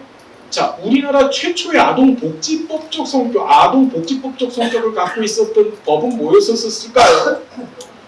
네? 뭐요? 우리나라 최초의 아동복지법이라고 하는 명칭이 붙어있는 건 얘네들인데, 최초의 아동복지법적 성격을 갖고 있었던 법체제가 있었어요. 조선 정조임금 때 자율전칙이라는 게 제정돼요. 무슨 전칙? 따라해볼까요? 자율전칙. 한번 봐서 자율전칙. 이게 우리나라 최초의 아동복지법이에요. 무슨 임금이라고요? 조선 정조. 우리 저 영화 보셨어요? 영림. 메이시. 영림 보셨죠? 네. 거기 주인공 누구예요? 저 닮은 사람 하나 있잖아요. 현빈. 그래요, 맞아요. 그게 제 호가 현빈이에요. 뻥이에요. 자, 공장법, 아동복지법 시초라는 것만 보시면 된다. 됐습니까? 자, 이제 개정국민법입니다. 여러분, 인도주의적인 국민법 2개, 길버트법하고 스탠-햄랜드법이 제정이 된 거예요. 그러면서 이 국민에 대한 처우는 상당히 좋아졌어요. 문제는 교구민들의 부담은 늘어난 거예요. 자, 이 개정국민법은 이런 상황 하에서 영국 의회에 누가 들어가게 됐냐면, 자본주의로 돈을 많이 번, 그러니까 자본주의 체제 안에서 돈을 많이 번 자본가들이 영국 의회에 들어가서 집권을 해요. 무슨 얘기인지 알겠습니까? 그러면서 얘네들이, 야, 우리가 왜 저 빈민들을 위해서 이렇게 희생을 해야 돼, 이 제비랄. 이러면서 빈민의 처우를 극도로 악화시키는 법을 만드는데, 그것이 바로 개정국민법이다. 자, 개정국민법은 이걸 다른 말로 신국민법이라고도 합니다. 왜 개정자가 붙었어요? 엘리자베스 국민법 때서부터 해왔던 그 법 체제가 이제 바뀌어진 거예요. 바뀌어진 거예요. 엘리자베스 국민법 때부터 해왔던 체제를 가만히 보면 엘리자베스 국민법, 정주법, 작업장법, 그 다음에 길버트법, 스피넷랜드법인데 그나마 가다가 여기서부터 이렇게 좋아졌죠. 좋아지다가 확 꺾어놓은 거예요. 개정국민법에 통해서. 알겠나요? 그게 최악의 법이라고 얘기했습니다. 영국 역사상 최악의, 빈민들한테 가장 나쁜 법으로 평가받는 것이 바로 개정국민법입니다. 그래서 연도 어떻게 기억하시라고 했었어요? 쌈을 싸먹을 법, 쌈 싸먹을 법입니다. 다시 무슨 법이라고요? 쌈 싸먹을 법. 쌈 싸먹을 법. 알았죠? 쌈 싸먹을 법. 알았죠, 여러분? 부탁입니다. 어디 나가서 박정훈 선생님한테 행방을 이런 소리 했다고 배운 거 이렇게 하시면 안 돼요. 알았나요? 예, 제가 한양대학 학교에서 학생들 가르치고 있는데 학생들한테 절대 이렇게 안 해요. 학점 주는 친구들한테는 절대 이렇게 행방을 이런 소리 안 해요. 알겠죠? 예, 우리끼리니까 하는 거예요. 뭐라고요, 선생님? 스팸에 선생님은 스팸에 소주 한 잔. 아, 스팸에 맥주. 예. 안 걸려요. 자, 개정국민법 잠깐 보십시다. 여러분 잘 볼게요. 길버트법과 스피넷랜드법 집행으로 국민 비용 증가했고 이에 따라 교부의 국민세 부담이 증가했다. 자, 요거 좀 볼까요? 자유주의자 멜서스, 인구론, 벤담의 공리주의. 여러분 멜서스 들어보셨어요? 멜서스. 인구론이라고 하는 책 썼죠. 인구론. 무슨 논이요? 멜서스. 인구론이라고 하는 책을 썼어요. 이런 건 알아야 돼. 다시 인구론. 이 사람이 이 인구론 책이 두껍거든요. 근데 제가 이걸 두 줄로 요약을 할게요. 이 사람이 뭐라고 얘기하냐면 식량의 생산, 먹는 데 들어가 식량의 생산은 산술급수적인데 스피넷랜드법 때문에 인구의 증가는 기하급수적이에요. 다시 얘기한다면 식량 생산이 인구 증가를 따라가지 못한다는 거예요. 그렇게 된다면 결국은 어떻게 돼요? 빈민들뿐만 아니라 세금 내고 있는 교구민들도 어떻게 가난에 빠질 수밖에 없다. 굶을 수밖에 없다. 그게 멜서스의 이야기였었어요. 스피넷랜드법에서 뭐라고 얘기했어요? 가구 수 곱하기 빵 가격을 하니까 좋은 집에서 애를 열심히 낳았다 그랬잖아요. 그죠? 왜 우리가 공짜로 먹여주고 입혀줘서 저것들이 애를 많이 낳게 만드느냐. 이해됐나요? 자, 두 번째가 여러분 벤담입니다. 자, 우리 작년 시험에도 이게 나왔죠? 벤담의 공리주의. 다시 벤담의 무슨 주의? 공리주의. 벤담의 별명이 뭐냐면 옆에 하나만 써보시죠. 개정국민법의 아버지라고 합니다. 이 사람은 영국의 철학자이면서 동시에 영국의 사회 변혁을 주도했던 사람이에요. 이 사람이 영국 의회에 들어가서 연설을 해요. 자, 이 공리주의 들어보셨죠, 여러분? 공리주의가 뭐지? 공리주의? 공동의 이익이라는 것이 도대체 무엇인가? 자, 벤담이 했던 유명한 말이 있죠. 최대 다수의 최대 행복. 들어봤나요? 최대 다수의 최대 행복. 국가가 시행하고 집행하는 정책은 사실은 모든 국민을 다 행복하게 해줄 수는 없어요. 맞잖아요, 그죠? 지금 스피넷랜드법, 길버트법 했더니 좋은 사람들은 빈민들은 뒷다 좋은데 세금 납부하는 사람들은 싫잖아.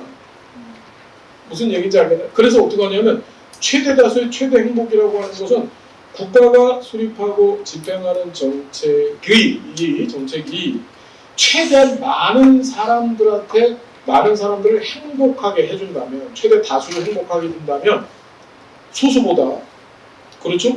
그 정책은 정당화될 수 있다고 보는 거예요.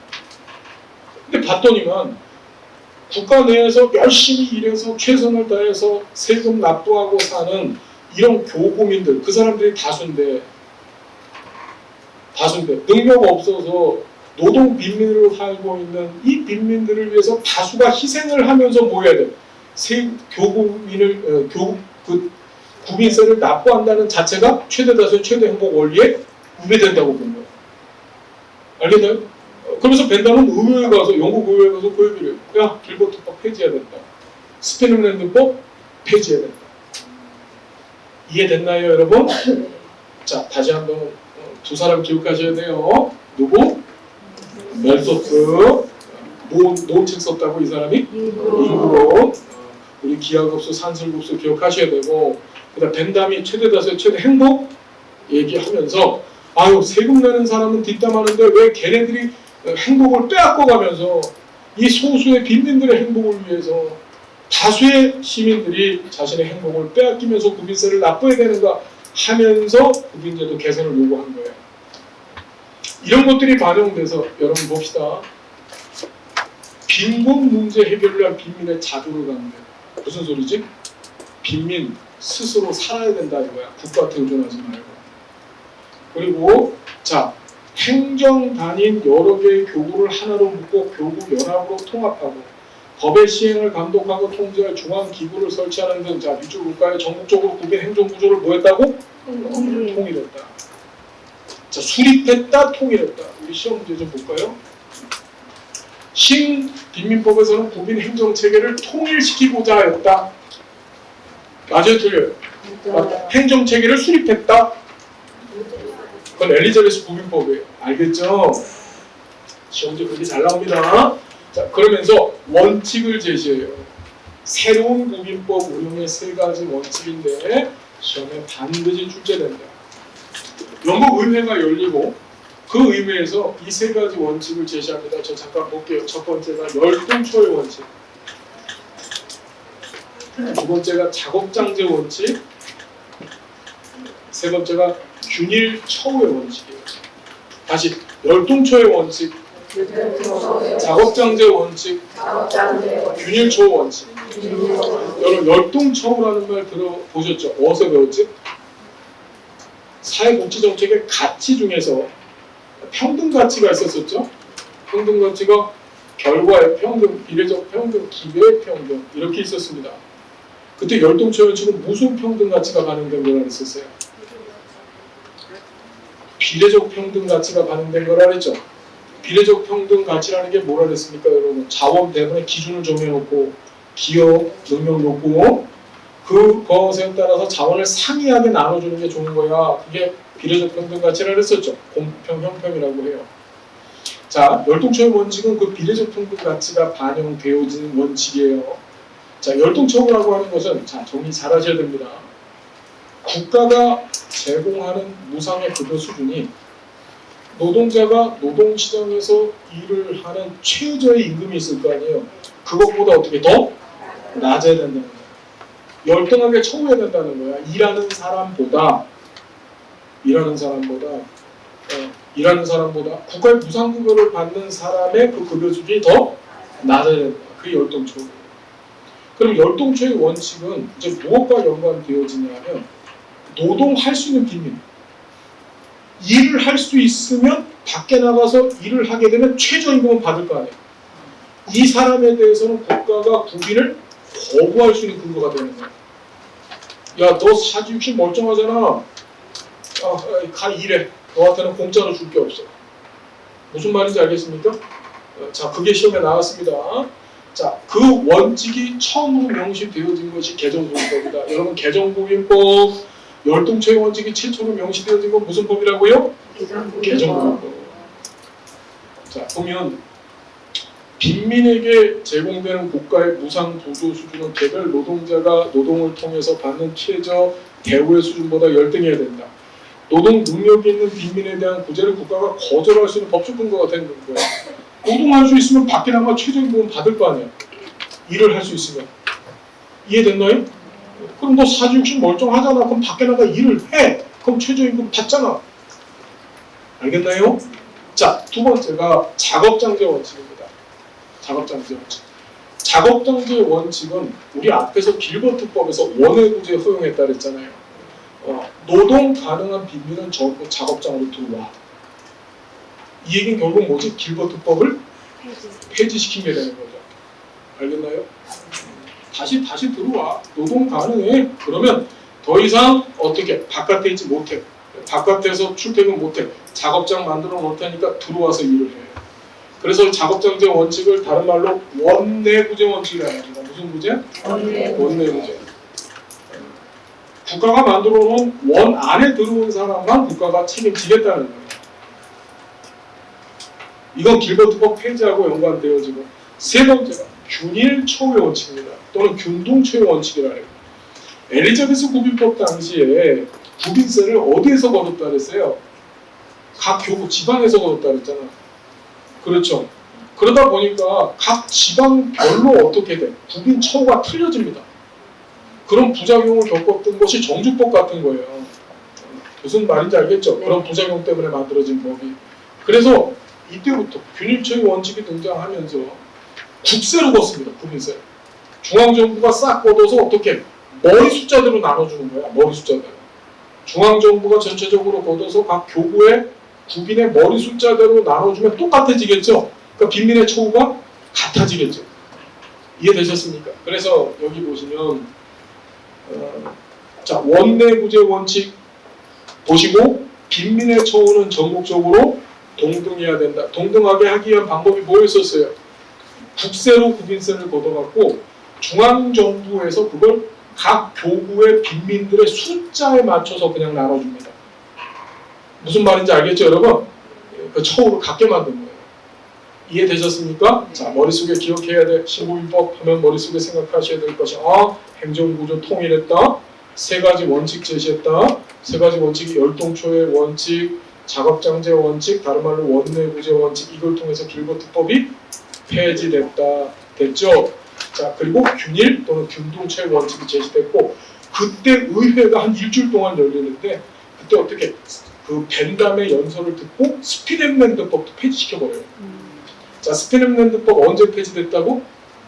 개정구빈법 때 같이 폐지되어버려요. 알겠습니까? 알겠어요? 모르겠어요? 네. 자, 꼭 기억해 두셔야 된다. 경과 영국은 이 구빈법 체제를, 이 신구빈법을 계속 해왔던 거야.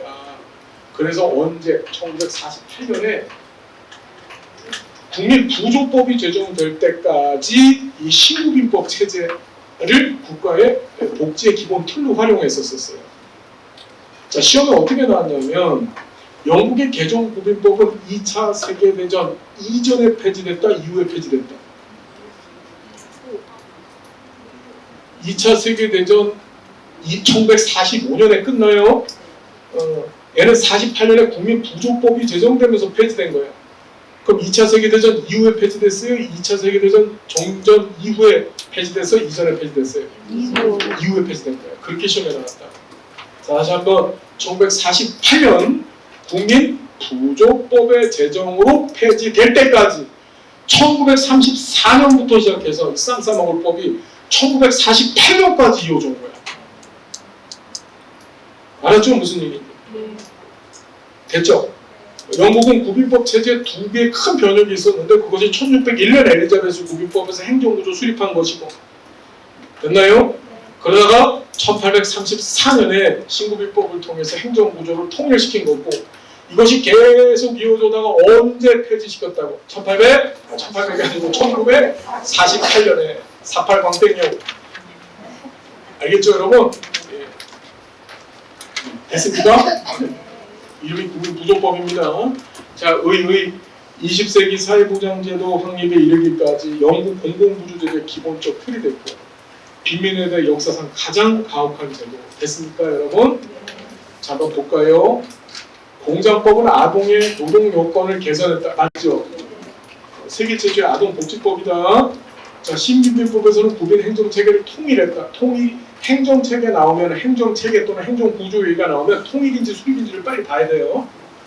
자, 세 번째, 신빈민법에서는 국가의 도움을 받는 사람의 처우는 스스로 벌어서 생활하는 최하위 노동자의 생활 수준보다 높지 않아야 된다는 원칙. 이게 바로 뭐지? 열동초의 원칙입니다. 무슨 말인지 알겠습니까? 열동초의 원칙 하면 세 군데서 시험 문제 나온다 그랬었어요. 첫 번째가 뭐지? 비례적 평등 가치가 반영되어졌다. 두 번째, 신구빈법에서 최초로 명시되어졌다. 세 번째 이제 공부할 건데, 오늘 공공부조제도의 기본 원리입니다. 다시 뭐라고요? 세 군데서 나온다. 열동초의 원칙. 공공부조제도의 기본 원리 알았죠? 자, 1834년 신고민법은 전국 어디서나 빈민들이 동일한 처우를 받도록 하였다. 이게 무슨 얘기하고 있는 거예요? 주민처우를 지금 얘기하고 있는 거죠. 이거 하기 위해서 어떻게 했다고요? 국민세를 뭘로 걷었다고? 중앙정부에서 국세로 걷어갖고 머리 숫자대로 나눠준 겁니다. 자, 영국의 국민법이 공식적으로 폐지된 것은 2차 세계대전 이전의 일이다. 이후에 폐지된 사건이 뭐야? 1948년 국민부조법 제정. 국민부조법. 다시 뭐라고요? 그래서 그 전이야 후예요? 후다. 자, 1795년 스피넴 네트법은 열동체 원칙을 명문화했다. 열동체 원칙이 명문화 최초로 제시된 건 무슨 법이지? 스피넴 네트법이 아니고 개정구민법 또는 신구민법이죠. 자, 1834년 신빈민법은 자 시험에 나올 때 신민법이라고도 나오고 신구민법이라고도 나와요. 같은 말이에요. 또는 개정구민법이라고도 같은 말입니다. 자, 보면 노동 능력 있는 빈민에 대한 원해부제를 폐지하였다. 무슨 법 폐지했다는 거야 지금 이게?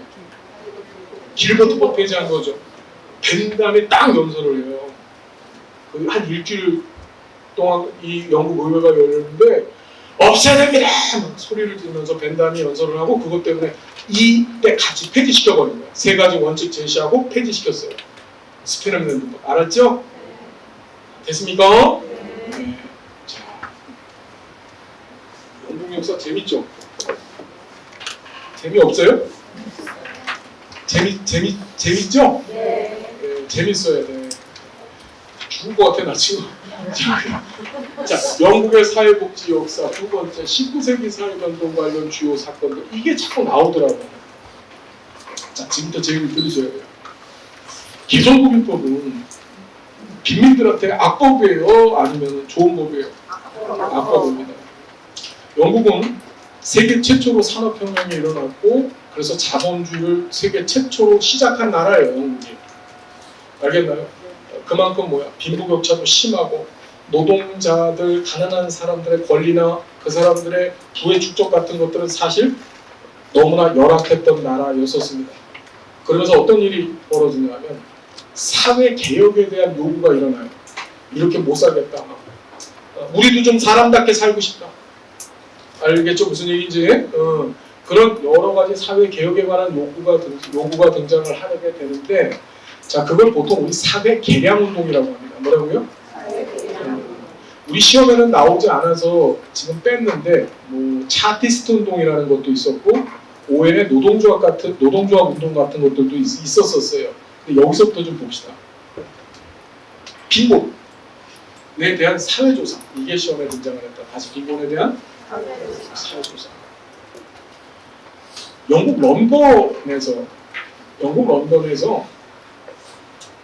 이 신문에 뉴스가 나옵니다. 가난한 사람들이 굶어 죽는데 때로 굶어 죽는 사건들이 계속 나와요. 때로 굶어 죽는다는 것이 가족들이 몰살을 해요. 굶어서. 그것이 사회적인 이슈가 됩니다. 그러면서 도대체 이 가난함이 어느 정도까지 이르게 되면 사람들이 이렇게 극단적인 선택을 하거나 아니면은 다 굶어 죽는 일이 벌어질까에 대한 의문을 갖게 되는 거예요. 그러면서 사회조사, 다시 무슨 조사예요? 사회조사. 도대체 우리 영국이라고 하는 이 나라가 얼마나 가난한지를 알아보기 위한 조사를 시작하게 해요. 민간 차원에서 민간 학자들이. 그걸 처음 시행했던 사람이 부스예요. 이게 뭐라고요? 부스. 부스가 좋아했던 신발은? 부츠. 저하고 수업 계속 하다 보면 바보 돼요 같이. 그래서 자, 부스가 런던을 대상으로 1886년에 세계 최초로 사회조사를 해요. 빈곤에 대한 일종의 실태조사를 한 거예요. 그런데 이 부스는 엉망진창조사를 한 거예요. 엉망진창조사라고 하는 것이 뭐냐면 2차 자료라고 들어보셨나요? 우리 사회복지조사원에서 시험 문제 잘 나오는데 자, 연구자가 우린 자료를 수집하지요. 자료를 수집해. 설문지 같은 것을 통해서 자료를 수집하잖아. 그래서 자료 안에 들어있는 뭐를 뽑아내지? 정보를 뽑아내는 거예요. 자료를 수집해서 그 자료를 해석, 가공해서 최종적으로 정보를 뽑아내고 정보를 갖고 만든 것이 그 보고서예요. 알았나요? 그때 이 자료의 종류에는 1차 자료와 2차 자료라는 게 있어요. 조사론에서 시험 문제 잘 나오죠? 1차 자료, 2차 자료. 자, 1차 자료라고 하는 것은 연구자가 자신의 연구 목적에 부합되어지는 자료를 지가 직접 모은 거예요. 여러분들이 사회조사할 때 설문지 돌리잖아요. 그게 1차 자료예요. 그런데 2차 자료는 통계 자료 있잖아요. 기존에 뭐 우리 통계청이나 또는 각 지자체 또는 국가기관 등에서 생성해낸 통계 자료들. 그걸 몇 차 자료? 2차 자료라고 하는 거예요. 이해됐나요? 부스는 지가 직접 조사를 안 했어. 2차 자료에만 의존을 했습니다. 2차 자료의 큰 문제점이 뭘까요? 조사의 목적, 연구자가 의도하는 조사의 목적이 있을 텐데 그 목적에 부합되는 자료를 찾는 것이 쉬운 일이 절대 아니에요. 무슨 말인지 알겠죠? 남이 만들려는 자료 안에서 이미 생성되어진 통계 자료, 2차 자료라면 통계 자료야. 통계 자료 안에서 본인의 목적에 부합되는 내용을 뽑아서 써야 되기 때문에 자의적으로 자료, 2차 자료가 해석될 가능성이 많아요. 무슨 말인지 알겠죠? 그래서 2차 자료를 갖고 했던 거야. 그래서 부스의 연구는 큰 의미가 없어. 그런데 중요한 게 라운트리야. 이거 꼭 기억해다. 다시 뭐라고? 라운트리. 랄랄랄라 라운트리. 알았죠? 랄랄랄라 라운트리. 라운트리. 이 사람은 1899년입니다. 다시 몇 년이요? 1년 빠지는 1900년도야. 영국에서 제일 큰 도시가 런던이에요. 두 번째로 큰 도시가 어디죠? 요크예요. 미국에는 뉴요크가 있죠. 새로운 요크라는 거예요. 미국 북동부에. 영국에 햄프셔가 있거든요. 이게 뉴햄프셔예요. 뉴자 붙어 있는 도시들, 미국에 뉴자 붙어 있는 동네들은 전부 다 어떻게 영국에 있는 도시들이에요. 아, 몰랐구나. 그래서 자 보면 요크라고 하는 동네를 대상으로 제대로 된 실태 조사를 해요. 라운트리. 이게 중요해요. 라운트리가 뭐였다고? 제대로 된 실태 조사. 누구한테 감명을 받아서? 부서. 야, 저 자식이 야 개똥같이도 만들었지만 야 그래도 실태 조사라는 걸 해봤네. 그래서 거기에 감명을 받아가지고서 빈곤에 대한 체계적인 실태 조사를 처음으로 제대로 한 사람이 바로 라운트리예요.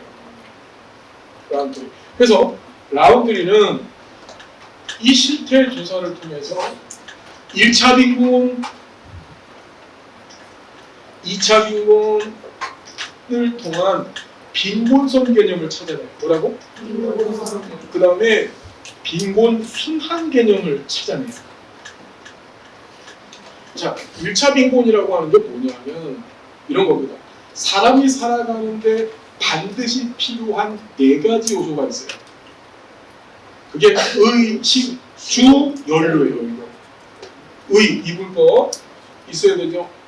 식, 먹어야 되잖아요. 그 다음에 집이 있어야 되는데 집이 연료가 없으면 어떻게 돼? 그래, 얼어 죽을 수가 있죠. 요새는 얼어 죽고 싶어요. 그죠? 어쨌든 간에 연료야. 이 4가지 우리나라의 국민기초생활보장법상에 생계급여가 있잖아요. 생계급여. 국민기초생활보장법 제8조에서 생계급여를 규정하고 있는데 그 생계급여가 바로 뭐지? 의식주 연료비야. 이거 4개 비용이에요. 알겠나요? 이거 있어야지 사람은 생계를 유지할 수 있는 거야. 그래서 자, 의식주 연료비를 마련할 만한 형편이 못 되는 가구, 그런 상태를 1차 빈곤이라고 했어요. 뭔 말인지 알겠죠? 이해됐어요? 아, 그런데 2차 빈곤은 뭐냐면 그래, 의식주 연료비는 해결할 수 있어. 문제는 그 돈을 다른 데로 써야 될 위급한 상황이 가족 내에 닥치는 거야. 당시에는 뭐 도박도 성행을 했고 알코올 중독, 마약 중독 많았거든요. 그런 데로 돈을 쓰는 거. 그건 뭐 어떻게 국가가 못하잖아. 근데 문제는 의료비예요. 가족 구성원이 아프잖아. 아프면 어떻게 해야 돼요? 내가 의식주 연료비 해결을 못해도 이 아픈 애들, 아픈 가족 구성원만큼은 어떻게든 치료를 해줘야 되겠죠? 무슨 얘기인지 이해됐나요? 그런 상황을 무슨 몇 차 빈곤이라고요? 2차 빈곤이라고 합니다. 여러분 이제 공부하시겠지만 영국은 이런 빈곤 개념, 라운트리의 이런 빈곤 개념에 근거해서 건강보험제도를 만듭니다. 전 세계가 정상적인 국가들은 사회보험제도를 구축할 때 제일 먼저 하는 게 건강보험이에요. 아프면 먹는 거, 입는 거 그게 중요한 게 아니라 아픈 것부터 치료해야지. 그렇죠. 그런데 아픈 걸 치료하다 보면 먹는 거, 입는 거 해결이 안 돼요. 그러니까 다 죽는 거예요. 그래서 사회보장제도 구축할 때 가장 우선적으로 구축하는 것이 건강보험이야. 잠깐만 말씀을 드리면 우리나라도 어떻게 했지? 최초의 사회보험, 전국민 대상 사회보험이 산재가 1963년도에 도입돼요.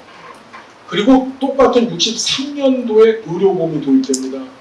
그런데 한 달 차이, 산재는 63년 11월 달에 도입되고 의료보험은 1963년 12월 달에 도입돼요. 세계 최초의 사회보험이 뭐예요? 독일의 건강보험, 질병보험이에요. 알겠나요? 무슨 얘기인지 아시겠죠? 영국 최초의 사회보험이 뭔지 아세요? 이제 국민보험법 공부할 텐데 건강보험이에요. 알았나요? 정상적인 국가가 사회보장 체계를 구축할 때 제일 먼저 해야 되는 것은 의료 또는 건강보험 체계를 구축하는 거예요. 그래야지 살아. 그래야지. 자, 보면 1차 빈곤, 생필수품, 의식주 연료를 구입하거나 이를 유지할 수 없는 상태. 요거는 구입할 수 있지만은 뭐 다른 용도로 쓰는데 제일 큰 문제가 의료비였다. 자, 그다음 빈곤 순환 개념이 등장합니다. 빈곤 순환. 자, 이 빈곤 순환이 기가 막힌 건데 이런 거예요. 저 잠깐 보면 빈곤이 돌고 돈다라는 뜻이죠. 빈곤한 가정에 부부가 있어요. 그러니까 빈곤한 가정에 부부가 있는데 애를 낳았어. 그럼 애를 키우는 동안 더 빈곤할까 안 빈곤할까? 빈곤한 거예요. 빈곤하죠. 그러다가 애가 커서 얘도 밖에 나가서 돈벌이를 해와. 그러면 어떻게 돼? 이 빈곤에서 잠깐 벗어나요. 그러다가 애가 커서 출가를 해버려. 그럼 두 부부는 뭐가 되지? 노인이 돼버리는 거야.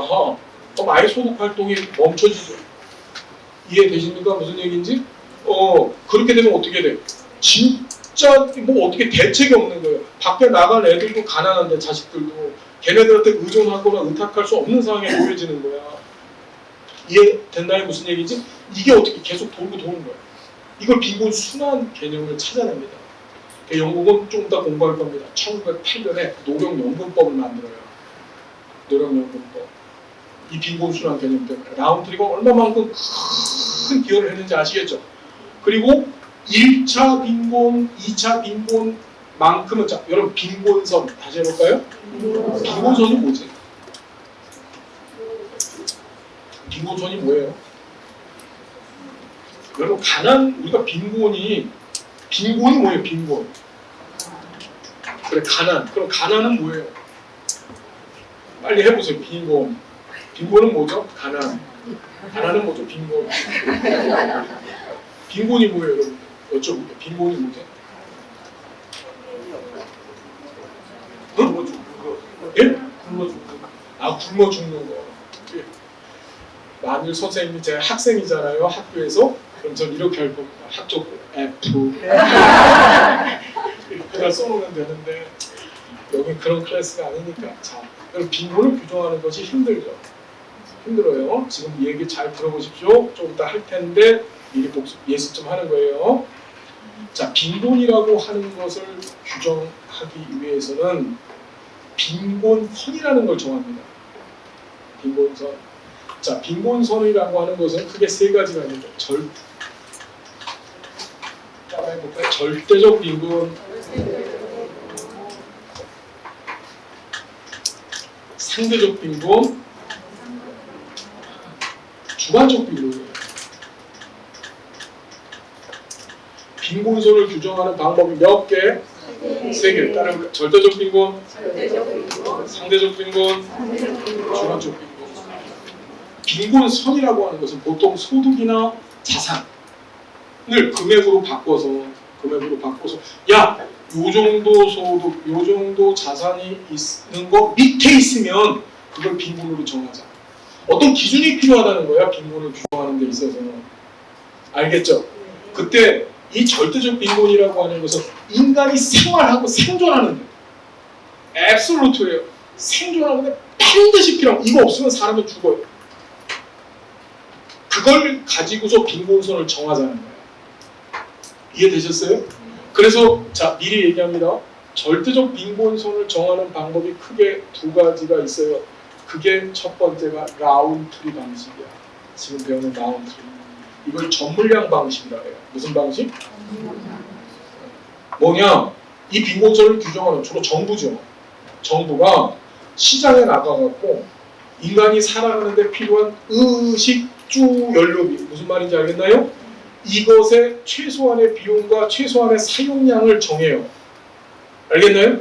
그걸 가지고서 빈곤선을 치는 거예요. 알겠죠? 무슨 얘기인지. 자, 라운트리 방식, 다른 말로 전물량 방식이라고 해요. 자, 두 번째가 오샨스키 방식이 있습니다. 뭐라고요? 이게 미국에서 사용하는 절대적 빈곤선 규정하는 건데